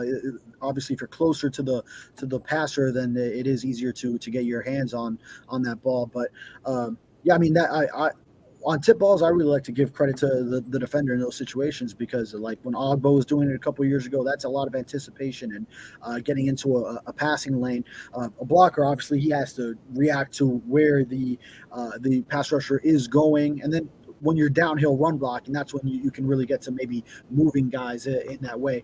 But Liam, hey, I wasn't watching Liam too closely. I checked in with my colleague Chris, who was trying to focus on that for one of the items he was writing. And at one point early, he said, I mean, he's been fine, nothing too bad there. So we'll look more into it as the week goes on, but at least not to the point where, like that Buffalo game, where just you lost the anchor on the offensive line when Connor Williams wasn't in there. So at least the offense was still churning with him in there this time, his second. Well, I saw him actually. He was key in a couple blocks where there were some really nice runs, overall. No, he did a good job today overall. The hands up, the only reason why I explained it is, Tua's going to get rid of the ball quickly. So part of your job is, obviously, you got to make the right calls. You got to snap the ball, and then you've got to react quickly. And that first thing, you got to punch that chest, because when you punch that chest, it's hard for you to keep your hands up when somebody is punching your chest. So he might have taken a little long to punch that chest, and you need to do it early because the ball is gone early. Once you're in the 2 or 3 seconds, now you can get into mauling completely, because Tua probably got rid of the ball or something along those lines. But again, that's nitpicking. Yeah. Because you are right also, okay? It's not all his fault either. You have to also give credit to the defender. But there are things that offensive linemen can do to deter those things, and punching in the chest is absolutely imperative to do that, because just think about it. You try to raise your hand and somebody hits you in the chest, what's going to happen? You're going to fold down, right? And so it's going to lower. And so that's kind of part of the technique of it. And so those are little nuances. Again, game playing center. Yeah. And those are things that should be consistent across the offensive line. So just because you're moving from tackle guard to center, that's not something that's different. That's across the board, something that you do technique wise. You are correct. All right, what else you got going on in Sun Sentinel so folks can check you out? Yeah, actually, I was there for Tyreek Hill's press conference, so I'm going to write a little thing about his celebration and also working the cramping situation. How he's got to get that right. So we're writing about Tyreek Hill, finishing off his game coverage as the team got over that 14-0 hole, got through these games. Now they head to Sunday Night Football against the Philadelphia Eagles, and we really start to learn more about this team moving forward. There you go. Follow him on Twitter at @DavidFuronis_, and call our friends at Welton Rayom anywhere in South Florida, even out of South Florida. 954-966-4646. Great sponsors and great foundation for our show. David, as always, thank you, my brother. Appreciate it. Yes, sir. You got it. There you go, David Furonis. He will join us again on Tuesday. So, or maybe later on, like Thursday or Friday, actually, is when he'll join us. And we'll get ready for the Sunday night game. Get off Waddle, Big O. He fumbled against the Vikings. Yeah, I think it was the Vikings games, the two plays he made that were just absolutely altering. He's a terrific player. He just has to hang on to the ball, bro, a little bit more. Okay? Listen, man, if you don't want to hear the truth, I can't help you, but it is a knock on him. Yes, sir. No, it looks like it's the Vikings games. He had a fumble, and then he let one pass go through his hands for sure. Teddy Bridgewater and things like Teddy Bridgewater was the quarterback. Yeah, look at his revenge game. He ruined Teddy's revenge game. Come on, Jalen. Before today, the Miami Dolphins led the league with 36.2 points per game. After today's game, they increased their points per game to 37.1. Ridiculous production. It's crazy, isn't it? This guy is a mad scientist. And between him and then Greer making the moves for all these players, he is just absolutely awesome. And I'm excited to see what they do with Claypool next week. What kind of package will they have for him? Because they will design a couple of packages for him to be a part of. So that's going to be an element that they haven't seen and Tua hasn't really had outside of Mike Gesicki, So that's awesome. We don't have good enough inside linebackers to stop the inevitable Hurts run when they get in the red zone. The tush push, do a better job. Don't let them get there. I mean, I'm not going to make excuses. Find a way to get it done. That's all. That's kind of what it's all about. All right, let's go. It is time to unleash the Wolf Pack. We unleash the Wolf Pack as we get the latest in the NFL and the Miami Dolphins with our KSDT CPA Pro Football Report with NFL Network insider Cameron Wolf. KSDT is one of South Florida's largest and one of the country's fastest growing accounting firms. KSDT CPA is a full-service firm that also excels in crypto. Visit them at ksdtcpa.com or call 305-670-3370. Here's NFL insider Cameron Wolf. All right. No Phillies hat, no Phillies shirt, no. I always got a red October mug that has a nice place here right on the mantle. So it's subtle. It's subtle. You don't want to overdo it. You don't want to hit people over the head with it. It's just nice. I love it. It's my favorite. It's my favorite play. Well, I told you the story, right? No, you didn't. I'm a born and raised South Floridian, right? I'm a freak. Yeah. I didn't grow up with a baseball, a basketball, or hockey team. Yeah. My dad was a trucker, and he bought a lot of trucks and made them dump trucks here. So he would buy, it would be the cab and then the long ass bed. He would bring it down here. He'd weld, put all the crap together, make it a dump truck, and then he'd ship them down at Panama. Because back in the 70s and in the early 80s, they were building all kinds of banks down there because they were washing everybody's illegal money all over the world. Okay. And the 80s were a really fun time. Anyway, so Panama was enjoying the fun times from those. And so my dad was benefiting from all of that. And we would go up a lot to Philadelphia and to Dover for Occupy.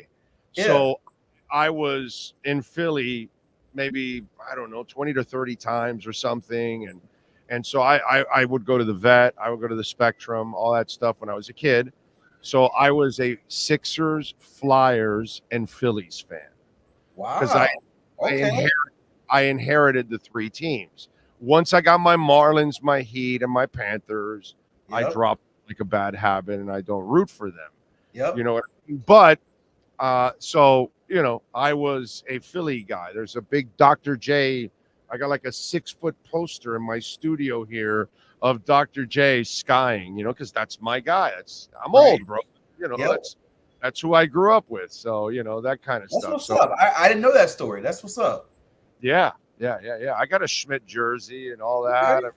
I mean, when I went to Cooperstown, I bought a Mike Schmidt jersey. Really? You know? Okay. Because I go, dude, I'm in Cooperstown, and my Marlins aren't in the Hall of Fame yet or anything. Let me get a Mike Schmidt jersey just because I want to say I bought my Mike Schmidt jersey in Cooperstown. You know, so one of those deals. Good luck to your Phillies. Appreciate that. We will take it. There's been a lot of salty fans I've run into who don't want to give the Phillies luck. But I'm like, come on, man. Like, we're not playing the Marlins anymore. I'd feel like, if you got to choose between two evils, you root for the Phillies over the Braves, right? The Phillies are more lovable. I'd imagine. I don't know. Maybe it's just my fandom coming into it. Oh no, what's not lovable is the fans. I think that's what the fans get too much flack, though. Every fan can be a little brutal. No. We're just more intense than others. We show up. Not like, especially the Eagles. The Eagles fans are like the worst. Like, you have to take out life insurance if you go to that stadium. It's just it's not safe. You can't go with another jersey to that stadium.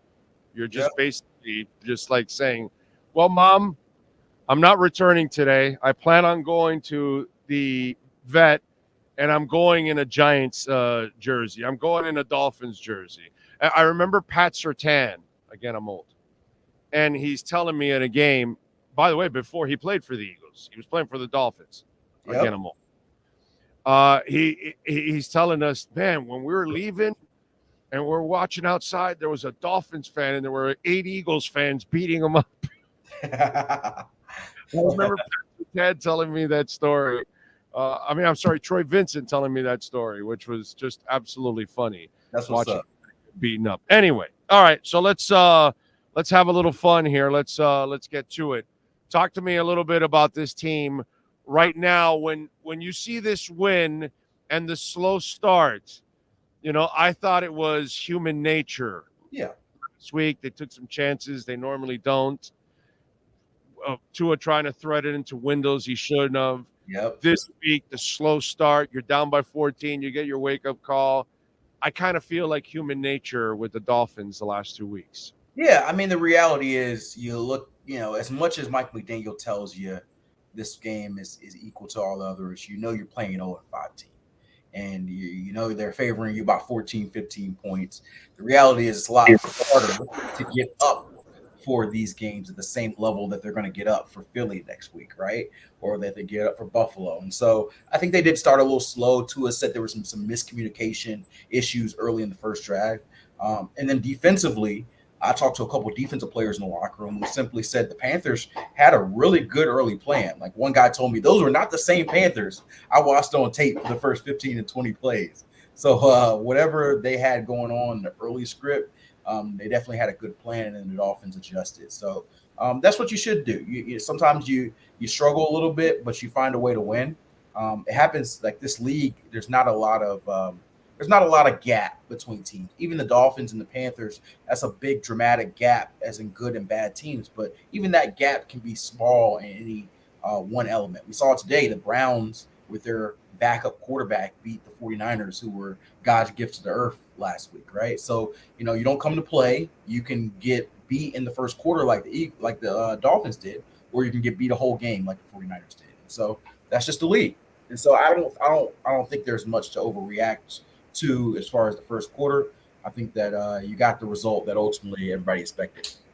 Oh, Doggy, the overreaction would have been if you would have lost any of these games. Correct. I actually told Dolphin fans the best part about the Eagles game coming up is that you're not walking in with dirty laundry.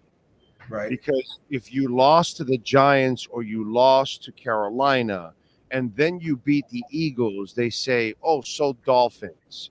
You lost to a crappy team and then you beat the good team. How can we trust you? So now you're really back to square one. It's what I've been saying the last week, the theme. Dude, every time the Dolphins made the playoffs in 2001, they were good. They were a good team. When they made it with Ricky Williams, they were a good team. When they made it with Jay Ajayi, they were a good team. When they made it with Lamar Smith, they were a good team. When they made it with Ronnie Brown, the Wildcat, they were a good team. Okay, right now you're a good team. Do you want to be great?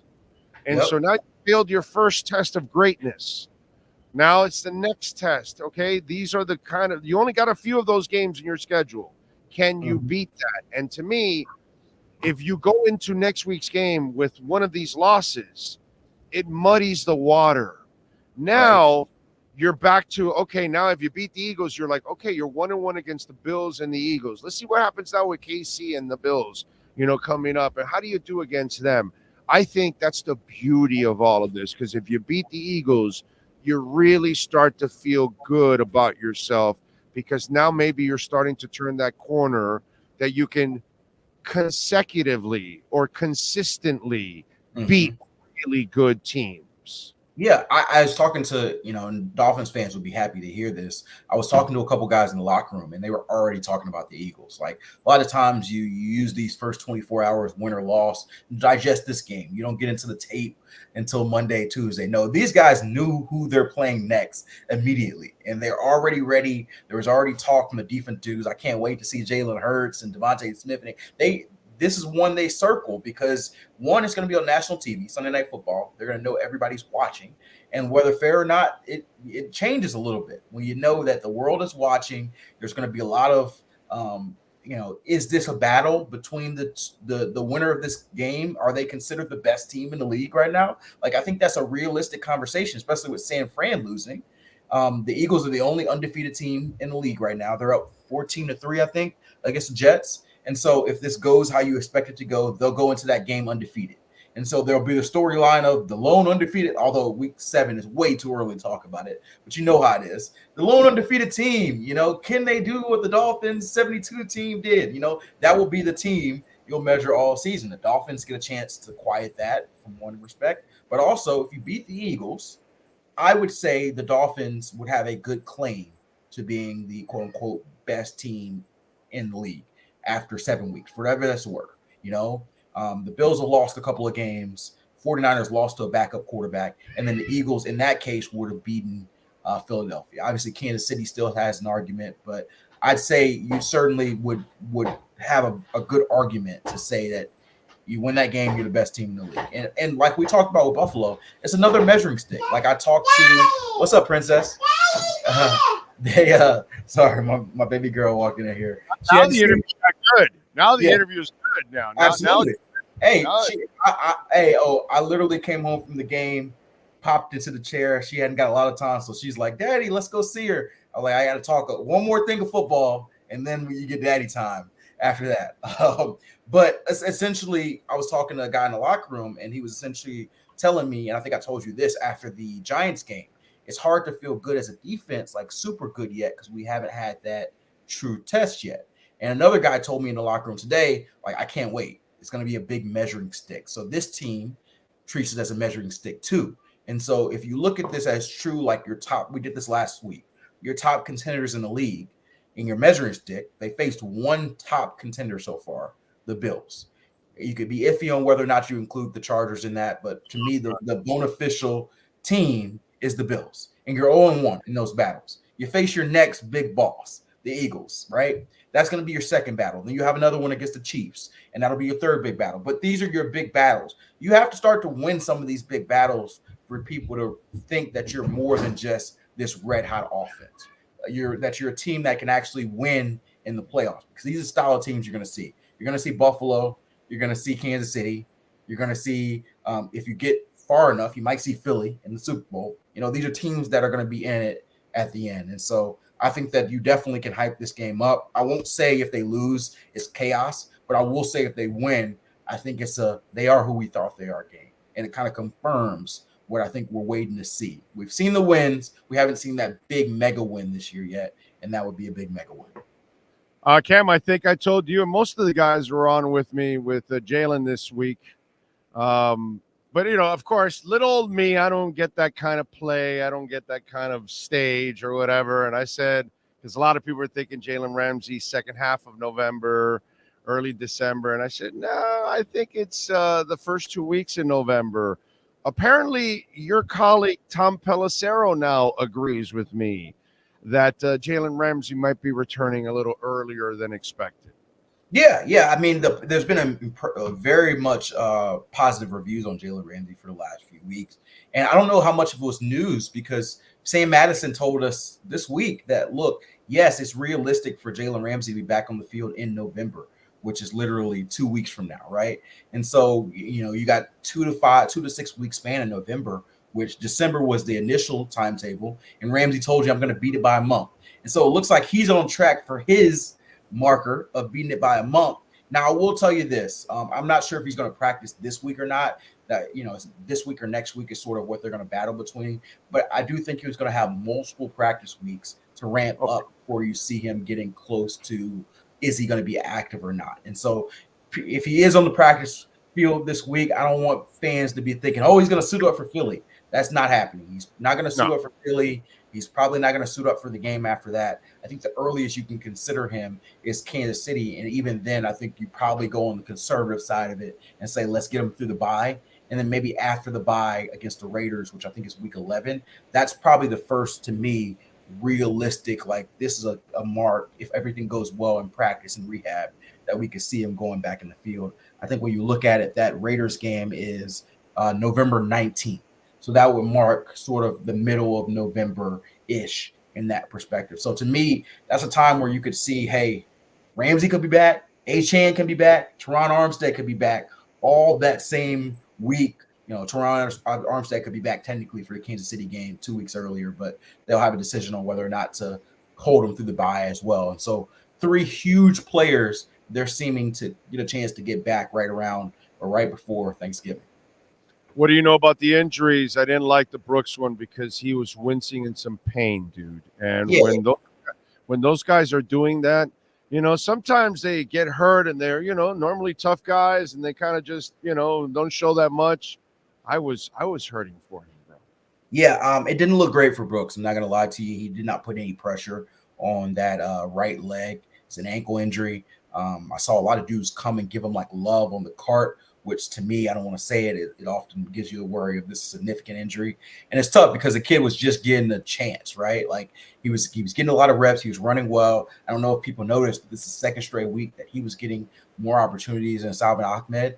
And so I think that he had officially started to pass him or working to pass him as far as being that back behind Raheem and probably behind Jeff, but still working his way up the lineup. And so really good kid. And, we don't have anything official yet, so I don't want to speak anything into existence. But it's one of those situations where you're hoping maybe to be surprised, probably. You're hoping that the news is better than it looked and that, it's something that he can come back for, even if it's not next week. Tyreek, it seems like it's the normal growing stuff that he gets his, he gets his IV and he's all right. But the recurring injuries. Yeah. So for Tyreek, it's just cramping. He's had cramping issues his whole career, and you think at some point you figure it out, but it's something he's gonna have to deal with. He said he had 6 bags of IV today, between pregame, between halftime, between going in before. So this is something that he deals with. He said that even on that run, he said he was worried because he thought his teammates were gonna clown him for getting caught again, but he said he couldn't take off on that calf, and so he decided to pull it off. But he wanted to make clear that it was the calf, not him getting caught, that caused him to go out of bounds. And so you're gonna have these things with Tyreek. I think it's nothing concerning, like as far as long term. He'll be good to go. He came back in the game, he's fine, he'll be good to go for Philly. But it's gonna pop up at sometimes. It's gonna scare everyone because everybody's gonna be like, what happened? Is this a hamstring? Is this a calf? Is someone gonna linger? And more times than not, it has been cramping. As far as Xavier Howard, that's one that's going to be a little bit troublesome because he had the groin injuries last year, and that's something that lingered and affected his play throughout the year. You hope that it's a mild tweak, something that he gets over, but the issue with groins is kind of like hamstrings. Sometimes even if they're mild, they linger, and so we didn't see him or get a chance to talk to him in the locker room, and Mike McDaniel said he didn't have any update there. And so, we'll take a look on Wednesday. If he's at practice, and maybe it was just a little small, tiny tweak, and he'll get through it. But if not, then you may start thinking maybe we have to, power through some time without X. All right, KSDT CPAs, baby. Make sure you give them a ring, 305-670-3370. They've got a new office in Charlotte. All right, so in honor of beating the Panthers, they've opened a new office in Charlotte. They are hiring, and they're also hiring in Dade, Broward, and Palm Beach offices too. So give them a ring. Of course, hey, Cam does his taxes. I do my taxes with KSDT. I use KSDT for my taxes. Yoandre Delgado is the guy who does my taxes. He's great with it. And so definitely would recommend people are reaching out if they need help as well. And Yoandre, by the way, is also a crypto expert. Yeah. So good dude. I know he's not. I know Cam's not a crypto guy, but guess who is? Anyway, 305-670-3370. Cam, we'll talk later on in the week. Appreciate you. Absolutely. Sounds good. You got it. There you go. Call our friends at KSDT CPAs. This has been the KSDT CPA Pro Football Report with NFL insider Cameron Wolf. KSDT is recognized by Forbes as one of the top tax accounting firms for 2022. KSDT CPA is a full-service firm that also excels in crypto. Visit them at ksdtcpa.com or call 305-670-3370. From one insider to another, let's go with Safadine and our baptisthealth.net/ortho Miami Dolphins postgame report. Let's get the latest from the Aqua and Orange with our Baptist Health of South Florida Miami Dolphins report with USA Today insider Safid Dean. From orthopedics, sports medicine, cardiovascular, and even cancer. Get the world-class healthcare your family deserves at baptisthealth.net. Here's Safid Dean. Safid, do we have a new actor on the Dolphins roster? Because I got to say, Cameron Good has got a future. That was awesome on his part. That was fantastic baiting and then acting. I mean, he learned to flop from Vlade Divac. Like, I don't know. I think Vlade was in the stands and he was proud. That was good. Yeah, I would have been proud too if I was Vlade Divac. That was a good flop by him. Can never get punked by the punter on the other team, but hey, if it's going to give you 5, 10, 15 yards, go right ahead, right? Right. I mean, I loved it. I was tripping out with it. I was like, Cam, a youngin'. And yeah, no wonder. It's a Cal guy. He's a smart guy. Yeah, man. You got to use your head out there. He baited that dude. That was just an absolutely beautiful thing. What else did you find beautiful today for the Miami Dolphins in their performance? Tyreek Hill, man, breaking the record. Most yards, 814 yards through 6 games in his NFL career. I mean, through 6 games through this season, sorry. But he's off to the best start in his NFL career, man. This is with Tua as his quarterback, not Patrick Mahomes. That was my big takeaway kind of from my time in the locker room. I spent some time with Tua and and Raheem Mostert and Cam Wolf at the winding down minutes of post game, where everybody's kind of leaving the locker room, stuff like that. Tua is just completely another person, man. It's incredible to see.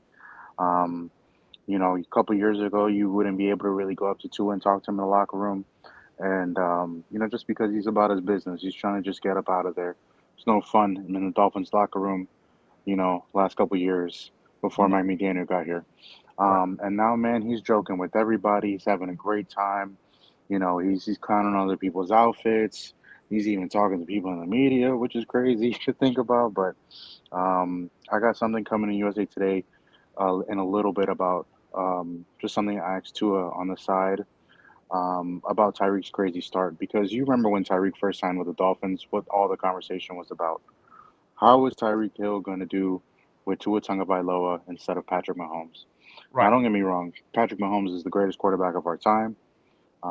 He's going to have the rings when it does comes. He's not touch Brady with 7, but he's the next Brady for sure, right? This is his league. And you look at a player like Tyreek Hill, who just got 163 yards today on 6 catches, a 41-yard touchdown. Last week he had a 69-yard touchdown from Tua. These guys are just on another level together. And that just really, more than speaking about Tua's preparation has been incredible. His communication with Hill is incredible. They look at each other on the line of scrimmage. They look at each other, and they're making eye contact, gestures to each other. They are on the same page to a T. It's a beautiful connection between quarterback and wide receiver. And then you got to look at Tyreek Hill, man. This guy's a Hall of Famer. He is a game changer. Tyreek Hill may go down as one of the best receivers in NFL history because nobody has ever done what he's doing with his size and his speed. It's just he's a unicorn out there on the field. He'll make any quarterback look good, and that's what he's doing with Tua. And that's what he did with Patrick Mahomes, for so many years too. So that was kind of my big takeaway from leaving the locker room. I do want to say Chris Brooks. I saw him walking. The O-linemen were talking to him after the game in the locker room as well. So Chris Brooks didn't look, although it looked really bad. Trust me, it looked really bad. He looked like he had no weight on his feet after, but he was standing on 2 feet, talking to the O-linemen after the game, and they were worried about him too, and they were happy to see him walking around. So I think Chris Brooks is not as injured as we saw him, which is great news. I like bad that. News, bad news is Xavier's groin. Obviously, because that is, A.J. Brown might have a field day if he has any groin injury. I would limit him in practice all week coming up. That was the one player you probably didn't need to have any kind of injury to. But hey, man, 5-1, things are looking really, really up, Big O. Yeah. But you got to get it done this week against Philadelphia. That's the team you got to beat now. But let me follow up on the Tua stuff that you're talking about, because I was talking about this. In his press conference, he talked about how Mike McDaniel gave him a couple plays in the somersault touchdown for Tyreek, and obviously they scored the touchdown and they were able to do that. And then, the week before they had the whole, I didn't understand what he sent me, and then I called this play and I did that. And this is also part of the maturation, part of the relationship, part of the trust, confidence, all those things that are taken into play with the coach and the player in a very ego-driven league where the coach controls everything because they're so worried about their job and they've got to control every play. Here's Mike McDaniel, who is willing to delegate authority and give his quarterback the freedom to do something out there and give him and trust him in doing that, which is something that, you talked about how it wasn't fun for him the first couple of years. Not just fun, but there would have been never any trust in that kind of an area, for Tua Tagovailoa. So it also shows how much more he's grown, how much more Mike McDaniel has trusted him, that from the get-go he embraced him, but he has proven that he has embraced him by even giving him the freedoms of being able that there's going to be a game, and maybe, soon it's going to happen where McDaniel's going to send in a play, and the clock is gone, and he can't get to him anymore. And Tua's going to line up, and there's 12 seconds left, and he's going to go, this is the wrong play. We're going to do this instead, and he's going to change it up right there and then. And that's going to happen because of these kind of moments today that happened, that you gave him the freedom of doing whatever he wanted to do. Yeah, 100% agree with you, Big O.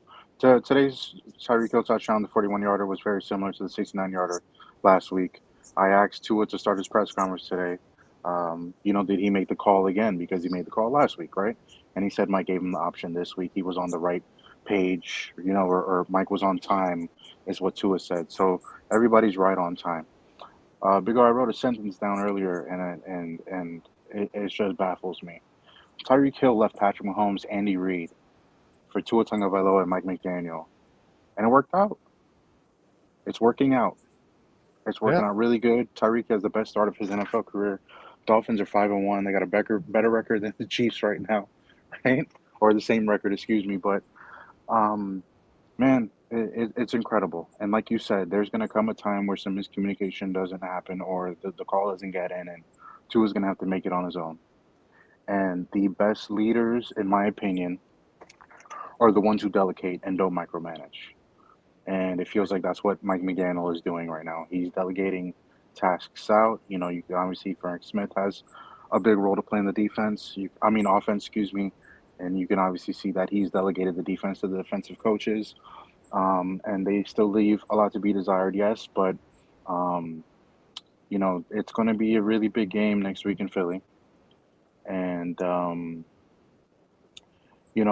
into it, I don't know if I would go for the Dolphins in this one just because I'm not sure about the defense. They've And that's understandable. They have earned that, yes. But I wouldn't even write it off as like we write the Dolphins off after the Bills game because that was one where they deserve to be written off.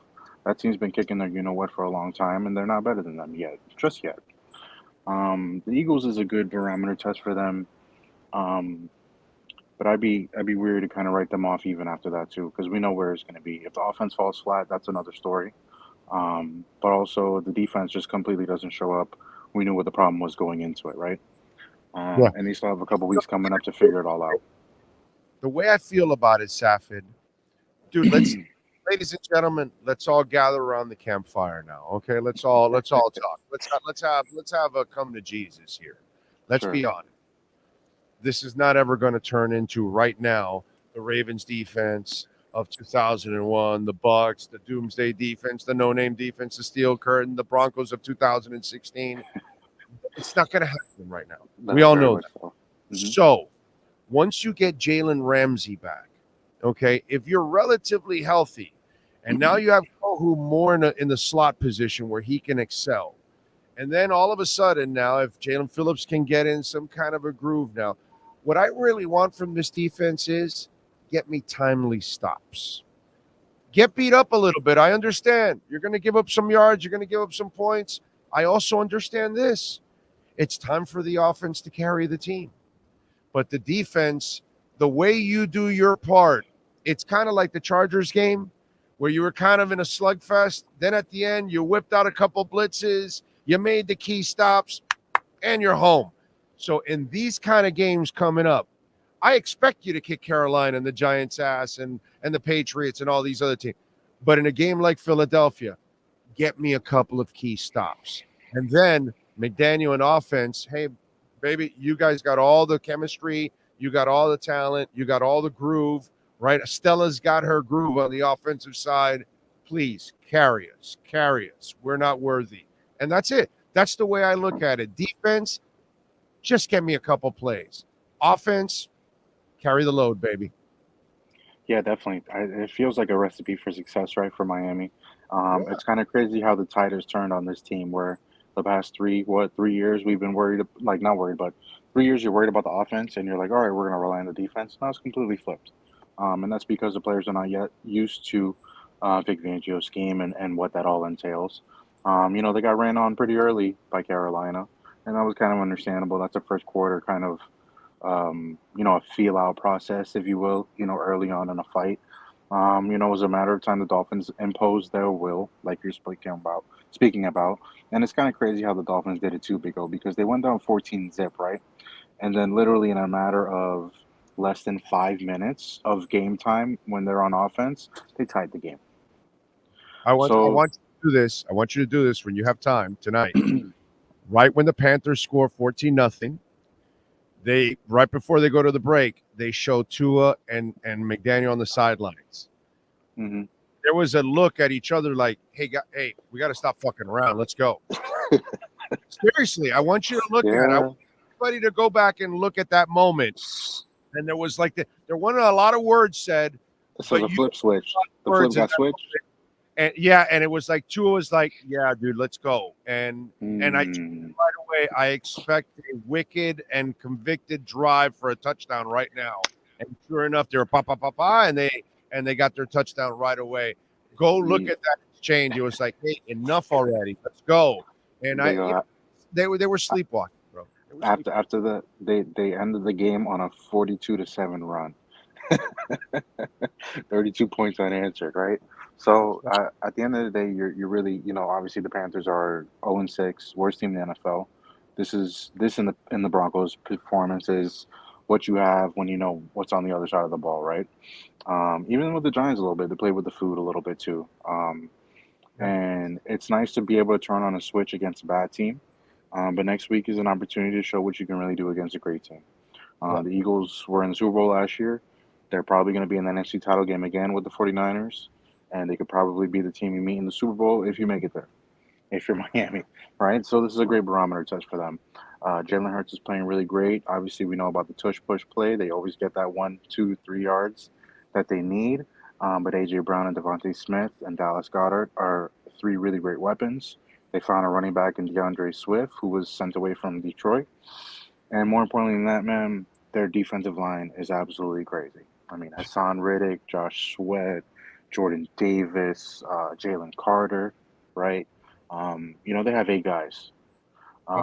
So you're either going to not run the ball or Tua is going to get sacked a couple times. That's the recipe for disaster. And the recipe for success is to see what you can do and how fast you can move the ball and how quickly you can get out the numbers. Because Slayer's a great defender, but it's not staying toe-to-toe with Tyreek or Waddle. They got some guys on the back end too, but they're just guys. They're, compared to everybody up front. That defense is up front. It's not a secondary. It's a respected secondary, don't get me wrong. But that the juice of that whole entire team, to me, is the D-line. D-line. More than the offense. Yes. I agree. The front seven is what stirs the straw that stirs the drink for the defense. I agree with you. It'll be interesting to see what kind of game plan he has. And then the other thing, we talk about how the Dolphins need that test of proving to be great, start beating the great teams. But McDaniel also, you got stifled with the Chargers and the Niners, and you didn't have until a year later, okay? And in the playoff game against the Bills, you weren't ready for that third down, and you set your team back. And then this year against the Bills, they stifled you, and you didn't have an answer. So that's the other thing I kind of look forward to, because I need to see McDaniel also in those moments do a better job of counterpunching and come up with something that has an answer. And I, it's easier to do it against the lesser teams, do it against these kind of teams too. So there are several tests here, including for McDaniel too, to see how he attacks these people. Yeah, I would agree. Look, Nick Sirianni is you got to give him credit. He reached the Super Bowl. He had 2 coordinators that were hired away, and the Eagles are still off to a pretty good start this year because those guys got replaced, right? But I mean, at some point, that continuity is going to be tested.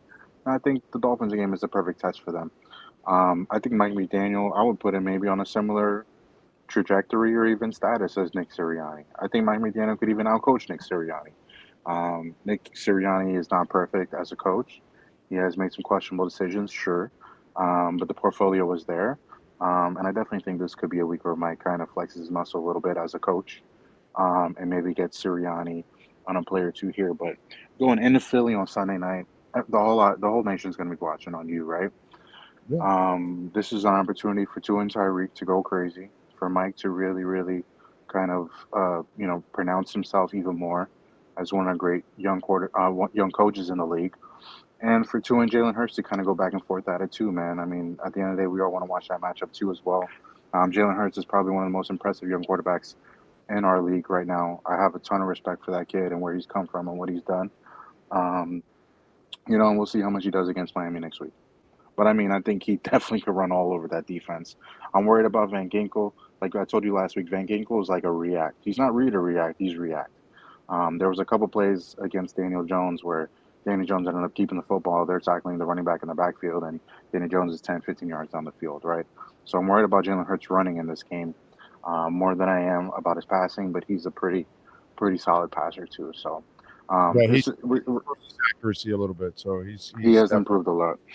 Man. So looking forward to it next week, man. We're really looking forward to it. This is a big test, and we'll see how we feel afterwards. We'll see if you're complaining about the Messiah as the coach, and if the Dolphins made it or we gave them too much credit or this and that.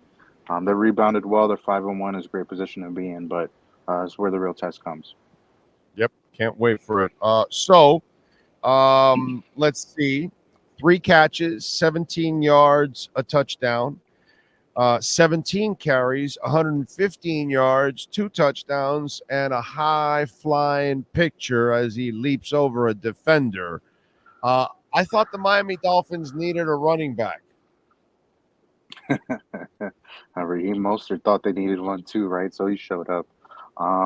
Man, the knock on Raheem when he first signed with the Dolphins was he got hurt a little bit when he was in San Francisco. Looking good right now. The way he's running is incredible right now to me. He's running really hard. Like at first, I kind of gave him credit as like a finesse outside runner. He's mixing it up with everybody. I don't know if this was shared. I'm pretty sure somebody probably shared it, but Raheem lost his grandfather, unfortunately. And last week he was speaking about it in the locker room. And, man, in the second half of that game last week, Raheem had 3 carries by midfield, 3 or 4, scored a touchdown, rushing touchdown. And he would just not be denied. And it's literally the same thing, the same, gusto that he's running with right now. He just won't be denied right now. And it's incredible. 17 carries, 7 yards per carry, had a 49-yard run during that game. And obviously caught the ball at the backfield too when he needed to. Like, Savon Ahmed got a touchdown, yes, great, good for him. But, like, we know who the 2 backs are in this team. It's Mostert and it's Achane when Achane comes back, right? And that's where I'm worried about the depth because I feel like I don't feel like the Dolphins are as deep as maybe you may feel like they are. I don't think Ahmed is anywhere near close to those other 2 guys. Chris Brooks is close. It depends, man. He does. Yeah, you're serviceable. There's a difference between serviceable and game changing. And that's where I think the difference is. But dude, you're asking for your 4th and 5th running backs to be game changing? No, I understand what I'm asking for. Fair. I understand what I'm asking for. And I know it's not realistic, but I think some expectations should be tempered. Is what I'm getting at. They're deep. The depth is great, but you have 2 game changers, and they need Achane back as soon as they can, and they need Mostert to really play as well as he has been playing. He played well last year in the few carries he got. He got well over 4 or 5 yards a carry. Today was almost 4 yards a carry, filling in and picked up a touchdown. I think Jeff Wilson does a solid job too. Again, I like Jeff a lot. Are they as dynamic as Achane? No, of course not. How many quarterbacks in the damn NFL are as dynamic? That's why it's so great that they found him. Right. It's why it's so great that they found him. Yeah. Look, Raheem has to keep it up, obviously, and I'm excited to see what Jeff Wilson brings when he comes back. It's a change of pace. Go ahead. Let me run this by you. I'll keep on the running back theme here a second, okay? Because I ran it by Furones. You know who Darrington Evans is? Darrington Evans. The name rings a bell. They left from the practice squad, went to Chicago. Exactly. Yeah, so you're going to tell me that the Dolphins running back are so deep that Chicago said, let me call the Dolphins for what? Chicago had like 3. Third leading rusher for them today, 9 for 32. It's all I'm saying is he had more carries than their 3rd round back.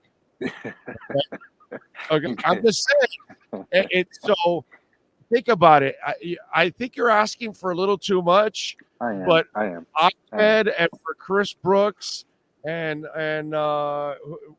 Jeff Wilson as the third, fourth, and fifth backs. No, sign me up. I'm asking for a lot. Yeah. Look, I'm glad Raheem came out of this game clean because you're gonna need him in Philly. He has to hold on to the football. It's everything is sweet right now, but he has to hold on to the football. He knows that. I was pissed at McDaniel a little bit here when it goes 35-7, right, or whatever, 14. Bro, why'd you bring him back? And he took that Malachi crunch. He had to go to the bench at that time. You had the backups in there.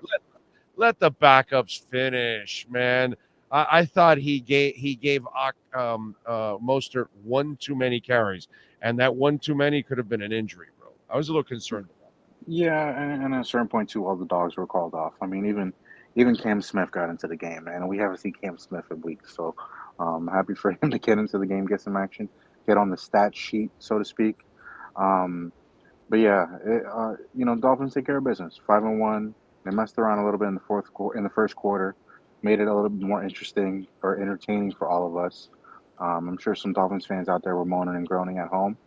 And before halftime, you had a nice halftime brew and celebrated 21-14 lead, and it was all smooth sailings from there. Always an unfair question for everybody. The O-line and especially Eichenberg.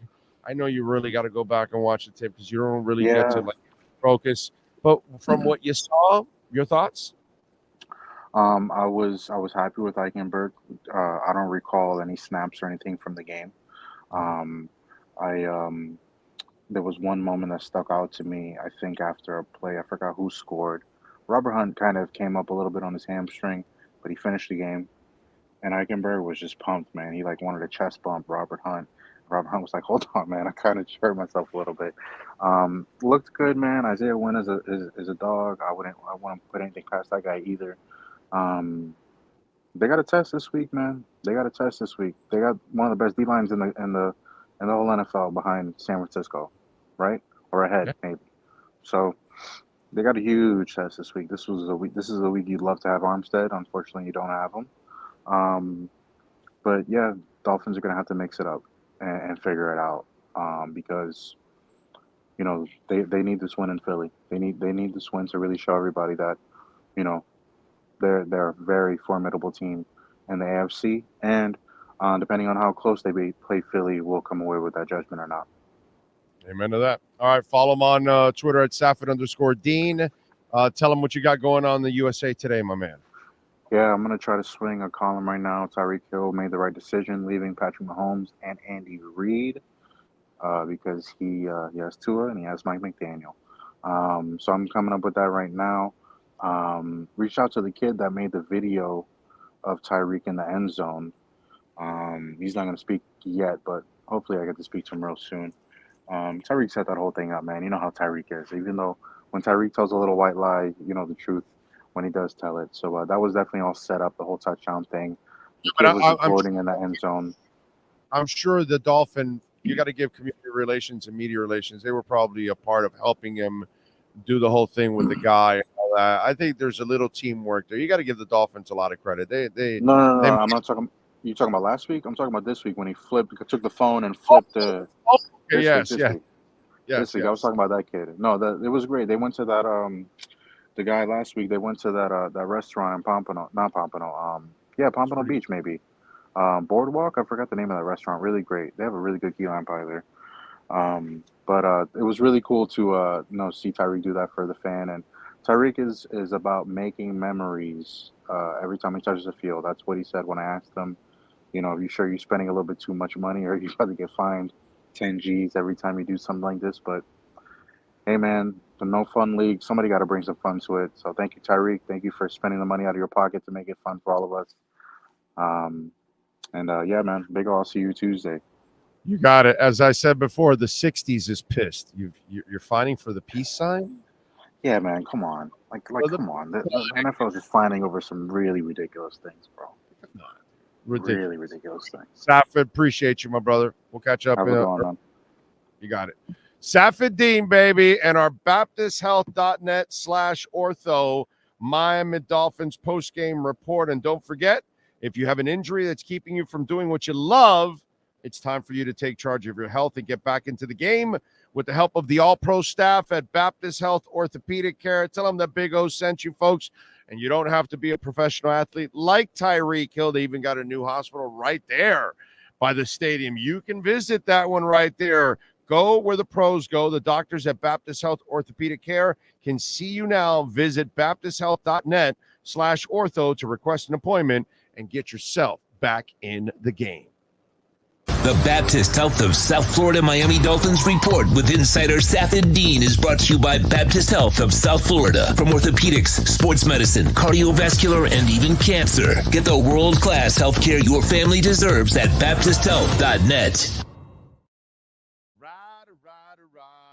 Remember, Cash App or Venmo, Cash Big O Show. That is Cash Big O Show. You can send in your questions, comments, all that if you want to make a donation to the show. Peter German says, would love to hear your opinion on the use of AVG today. Not sure he was used to his strength. Yeah, when he plays on the inside, he's not as effective as when he plays on the outside. Peter, I think that is something that's absolutely obvious, and it's just a lack of, I guess he doesn't want to put the other guys as much on the bench, although AVG started and Phillips came off the bench, actually. But yeah, when he's moved inside and they're all three on the field, if AVG has to play inside, he's not going to be nearly as effective. But somehow or another, Vic thinks he can play inside. He's convinced. So maybe AVG, he's a really smart guy and tenacious. Again, let's give him some time, like Eichenberg, like Austin Jackson. They are doing something new. Let's give them an opportunity to adjust and see if Vic is right and AVG can get better. But right now, he looks like he's an all outside guy, not an inside guy. I agree with you. Anthony Lizzie, thank you for the love on Venmo. Happy for the win, but Apple is a problem. Now comes a huge opportunity for Dolphins to take the next step in their progression. Amen? Amen. And listen, that's why Eli Apple was available. But he is what he is. And we can't change that. You know what I'm saying? What are you going to do? And I appreciate it. Cash App or Venmo at Cash Big O Show. That is Cash Big O Show. Cash App or Venmo. I appreciate you all as always. Thank you. Let's see.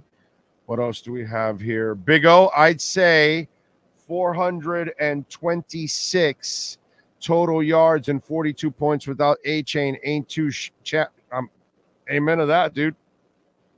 Hell yeah. I'm with you 100% there. Again, let's go over the team stats. Okay. You got McDaniel? Okay. We're going to hear from Mike McDaniel in a second. Let's go over the team stats because remember, like I was telling one of the listeners that you're kind of taking the offensive line for granted. You want us to become like all world already. And we've taken so many steps forward from where they've been for 20 years. You know, we got to kind of relax a little bit. Okay. Total yards today were 424 yards. They put up 400 or 500 yards like it's going out of style now. And we cannot take this for granted. They put up 42 points. You couldn't do that in the Chad Pennington and Tannehill and any of those kind of eras. You struggled. The Adam Gase era, Mr. Offensive Guru and all that shit. This guy is scoring 35, 40 points like it's going out of style. It's ridiculous. Penalties, by the way, only 3 for 25. They had 3 for 11, so it was a pretty clean game. Rushing, Miami had 162 yards today. And they ran on Miami, but they had 108. You average 4.9 yards a carry. It's just ridiculous, dude. What's been going on here. We are so blessed. You know, it is as entertaining as it gets. Now we just want them to take that next step. That's it right there. All right, let's hear from the head coach, Mike McDaniel, addressing the Meteors after the win 42-21 over the Carolina Panthers. Go ahead, fire away, my brother. It was a good maturation day for us for sure. So I was fired up about that. I couldn't have written a better script. I guess what's the cool thing for you personally when you look at moments like that and compare them to last year and see, okay, this is how much we grew in XYZ? It's everything. It's one of the reasons why I focus on it with the team after the game. It's one of the reasons, I digress on that point with just because it's everything you're looking for, and you know that you can't force that. You can't tell them to do it and then get it done. That's something that's an accumulation of hours upon hours of very direct, deliberate work. So it means it's second to the win, but it is the next most important thing that we got from this game for sure was that half of NFL football is controlling your emotions. Do you get panicked, or you go in the tank when things don't go your way, or vice versa? Do you let off the gas when you have a 2-score lead early? Those things are ever present in my mind as the team develops, because I know to get to where you want to go, you have to be able to play football for 4 quarters and have circumstance be irrelevant. So it was a big day for our football team, and I think the guys knew it. They didn't bat an eye. They didn't go at each other. They didn't question calls. They didn't do all the things that when it's the first time that you've put forth maximum effort and you have enough talent on your team, the first time that happens, it's not that easy. You kind of create adversity yourself where there doesn't need to be. So I thought guys really played appropriate football, didn't panic, and you could see, the only time you could see the frustration of the game manifest itself was when it was a celebration of something good. You could tell that guys had some pent-up energy, but outside of that, we played good team football. Celebrations. What do you think of Tyreek's backflip with phone in hand? Missed it all. Just got notified that there was a penalty, and so then I was deducing retroactively. And then, once I heard there was a prop, I just went and told him that, and he said, "But it wasn't my phone." I'm like, but it was in the heat of the moment, and he definitely didn't want to hurt the team in that with a celebration consecutively. So he felt ultimate guilt because he was I kind of understood what he was talking about when the prop penalty was really circulating in media. It was a couple guys that had a pen in their shoe or something, and they had a phone. I think it was a flip phone, if I remember correctly. Right. So I understood where he's coming from, but it didn't void that of being a prop. So, Coach, these first 6 games, you all are 5-1. Knowing that it's not a Oreo or Caramel Sunday, what do you think these games will do for the rest of the schedule? Knowing that you face the Eagles team moves, was it happenstance, or are you in my brain? You just said my 2 favorite ice cream sundaes, caramel and Oreo. So I was totally distracted. I believe your question was, it is a journey, the NFL season. Your team has to adjust through injury. Your team has to adjust through your strengths and weaknesses. And any time that you can find valuable lessons, you can have different things happen to your team. It's a residual win.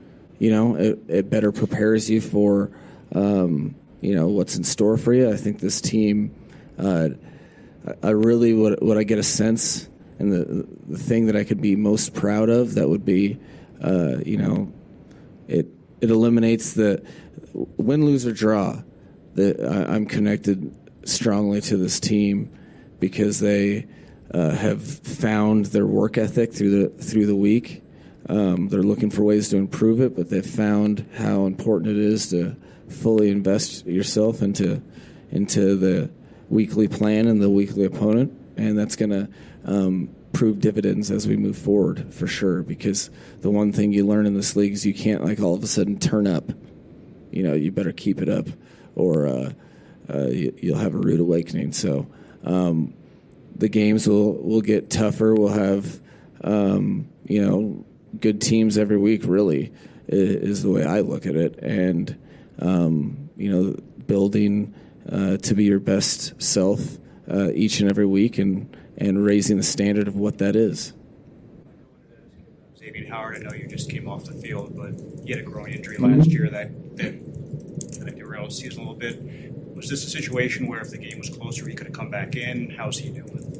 I think he's working through that. I don't have that much information.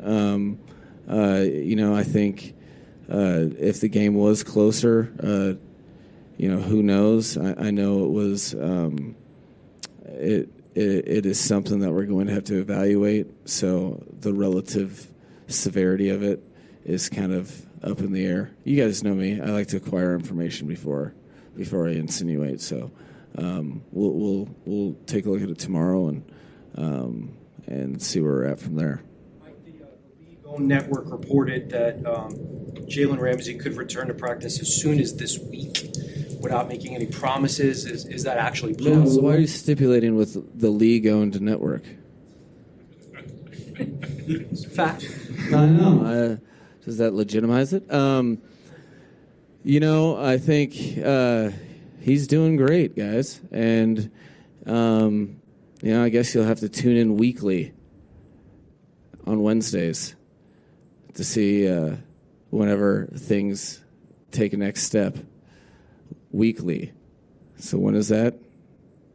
It's on a Wednesday. But what Wednesday it'll be, again, I'm not just being annoying with timelines. I'm trying to be real with, I think it's getting ahead of yourself to, especially in situations like this, to all of a sudden jump ahead, a couple months, a couple weeks, whatever the timeline is.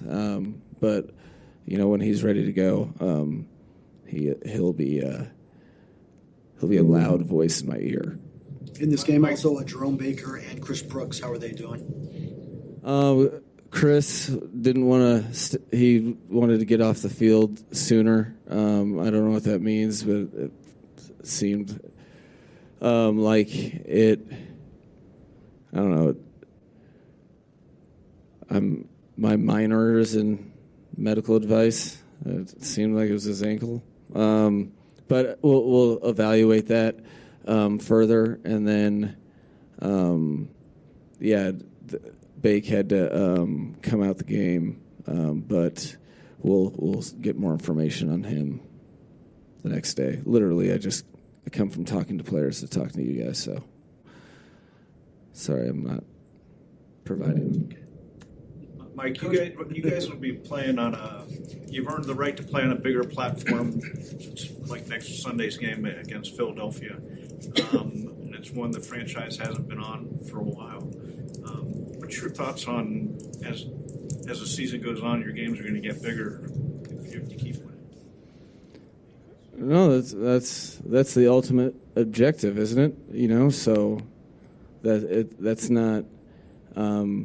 You do things the right way, and you give reason for people to pay attention. You score a couple nationally televised games and hope you earn more. I think, the bigger thing is that we're a football team that's learning to win different ways, finding some balance and I think a lot of guys are getting better within the respective systems. So we'll be moving forward the way that we would hope, which is with games that matter in front of on big platforms, because that's why you do it in the first place. Is those are going to be obstacles and or positives of any type of success, and we've had a successful first 6 games, so we're hoping to make that a season by way of next week's opponent, which I don't even know yet. I think you just gave me a hint. Coach, I wanted to get your thoughts on the efforts of Raheem Mostert scoring his 11th touchdown this season. No, it's really cool to watch. The guy is hungry for every opportunity, and I think you see his will in the way he runs the ball. So, down around the goal line, a lot of times the perfect play doesn't exist, and it's a battle of wills, and he's not a guy that a lot of people want to tackle. I'm happy for him as always. He was a big player for us today, and will continue to be such moving forward. All right, that was fun. Yeah, that was fun. He basically said nothing. So he gave us nothing. Baker or Brooks or X-Man, or he never does for injuries. He doesn't give you anything. The Tyreek leap, he didn't see it. Then he's working on dealing with the penalty. And then Tyreek gives him the excuse that it wasn't his phone. And then this is what you got to love about McDaniel. And then, he had the ultimate guilt about, causing the penalty for his team and all that. And he covers for his players. And I'm sure Tyreek felt bad, but you just got to love the extra sauce that he hands in there with the ultimate guilt stuff and all that. It's just too funny, dude. Too funny. It's fantastic. Let me see a couple things that I saw on the chat board here. Eric Storm says, ugly start for the game on defense with a bad. Listen, man, it's human nature. They underestimated them. They didn't take them serious. They go down 14-0, and then they score 42 points straight. So it's all good. They fixed it. I've seen that happen before. Big D. I can tell Big D may not listen all the time, religiously. Phinz are missing that thumper middle linebacker that should try to acquire Roberts back from the Steelers. Okay, so let me explain something to you. Vic's not looking for thumpers. That's what I thought too. So just so you'll know, you'll make the same mistake I did. He actually wants more athletic, agile guys. They just got to make some plays. And as I've told you, the biggest failure on this defense is the front. The D-line is really not doing their job. They did a little better job today, but you were playing a lesser team. So he's really not looking for a big thumper. He actually wants guys that are kind of agile and can move around and can move from sideline to sideline and make plays. That's the kind of linebacker he approved David Long. So that's his call. Okay, he inherited Baker, and we can say whatever we want about it, whether he fits or not. I think he doesn't, but from what I'm told now, he kind of wants agile, faster linebackers that can move sideline to sideline. So there's a misconception out there that we think we know what he wants, and that's not the case. Just so you'll know. At least that's kind of what I'm being told. Let's see. D-Long had a great game. 11 tackles. Chubb had a nice game. 6 tackles and a sack. Also had a sack taken away. Wilkins also had a nice game. 5 tackles and 2 sacks. Yeah. And they should today. Today's the day. Rosendo is in. Says, we are 5-1. This team needs a season to blend. Patience is a virtue. Yeah, I think they need some talent on defense still. But, yeah, you're right. They will be better after a year of knowing the system. I agree with that. They should be better by the end of the year. Yeah. This D-line is horrible. I mean, what's Raekwon Davis doing? It's a contract year, and the young man is just not coming through. That's how screwed up it is, dude. You know what I'm saying? So, what do we got going on in the afternoon games? Because we are winding down here, and there's only a couple of afternoon games, if I'm correct. Let me give you the latest here on those. Remember, we went with Cincinnati -3. They won 17-13. We went with Houston +1.5. They won the game 20-13, so we didn't even need the points. And then we're going with the over tonight with the Bills and the Giants. So we're looking to go 3-0 on the night. We already got a winning night going on. Raiders are leading the Patriots. And Jimmy Garoppolo left this game 19-10. That is just so fantastic watching Bill Belichick just go down in flames, dude. 9:26 left in the game. Patriots have the ball. Mac Jones has thrown an interception. He's a magical 17 of 25, 150 yards, and an interception. Garoppolo threw an interception and a touchdown, 14 of 22, 162. Brian freaking Hoyer. Brian Hoyer is getting revenge on Belichick. They're going to lose to Brian Hoyer. Are you allowed to coach in this league if you lost to Brian Hoyer? I think you got to fire Belichick if he loses to Brian Hoyer. No, dude. No. You cannot have on your resume, I lost to Brian Hoyer. That's not a good resume. Rams are pounding the Cardinals. Somebody chimed in on somebody said to take the Rams. And so far, they are right. Rams up 16-9 right now. I forgot what the spread was, but I'm sure it's pretty close to it. You're probably just over right now. The Eagles are beating the Jets 14-9. And the Jets, by the way, have the ball in Eagle territory around the 33-yard line. That's where they have it right now. I'm reading. And then the Lions are beating the Buccaneers 17-6. They're up by 11. All those Baker Mayfield stories maybe will calm down now. So there you go. Okay, so that's what you got going on. 8:20 Giants and Bills. Beer Noob, thank you for the love on the super chat, my friend. Philly looks beatable. Hurts is overrated. We will win. Let's go. Let's go. Get me excited. This is a week that I have been waiting for now the last couple of weeks since the Buffalo game. This is the one. And then it'll be the Kansas City Chiefs after that. Because do I fear the Patriots? Come on, man. Give me a break. Tua owns Belichick. Belichick is Tua's bitch. I mean, give me a break. I'm not worried about that. So, yeah. Philly can beat Philly, but you got to go do it. They can beat Buffalo too, but you got to go out and do it. You got to start showing up and playing up to your abilities. All right, folks, we are out of here. We appreciate all of you, as always, for keeping it locked here and supporting our platform. We'll be back tomorrow morning at 10 a.m. We'll have the Insiders, Ira Winderman, all kinds of stuff. We'll be going around and getting ready for the big week against the Philadelphia Eagles, man. Cannot wait. We thank Cameron Wolf, Safed Dean, David Feronis, and, of course, the man, the myth, the legend, that is Sean Stanley. Thank you all out there. If you tuned in, hit the like button, share the page with folks.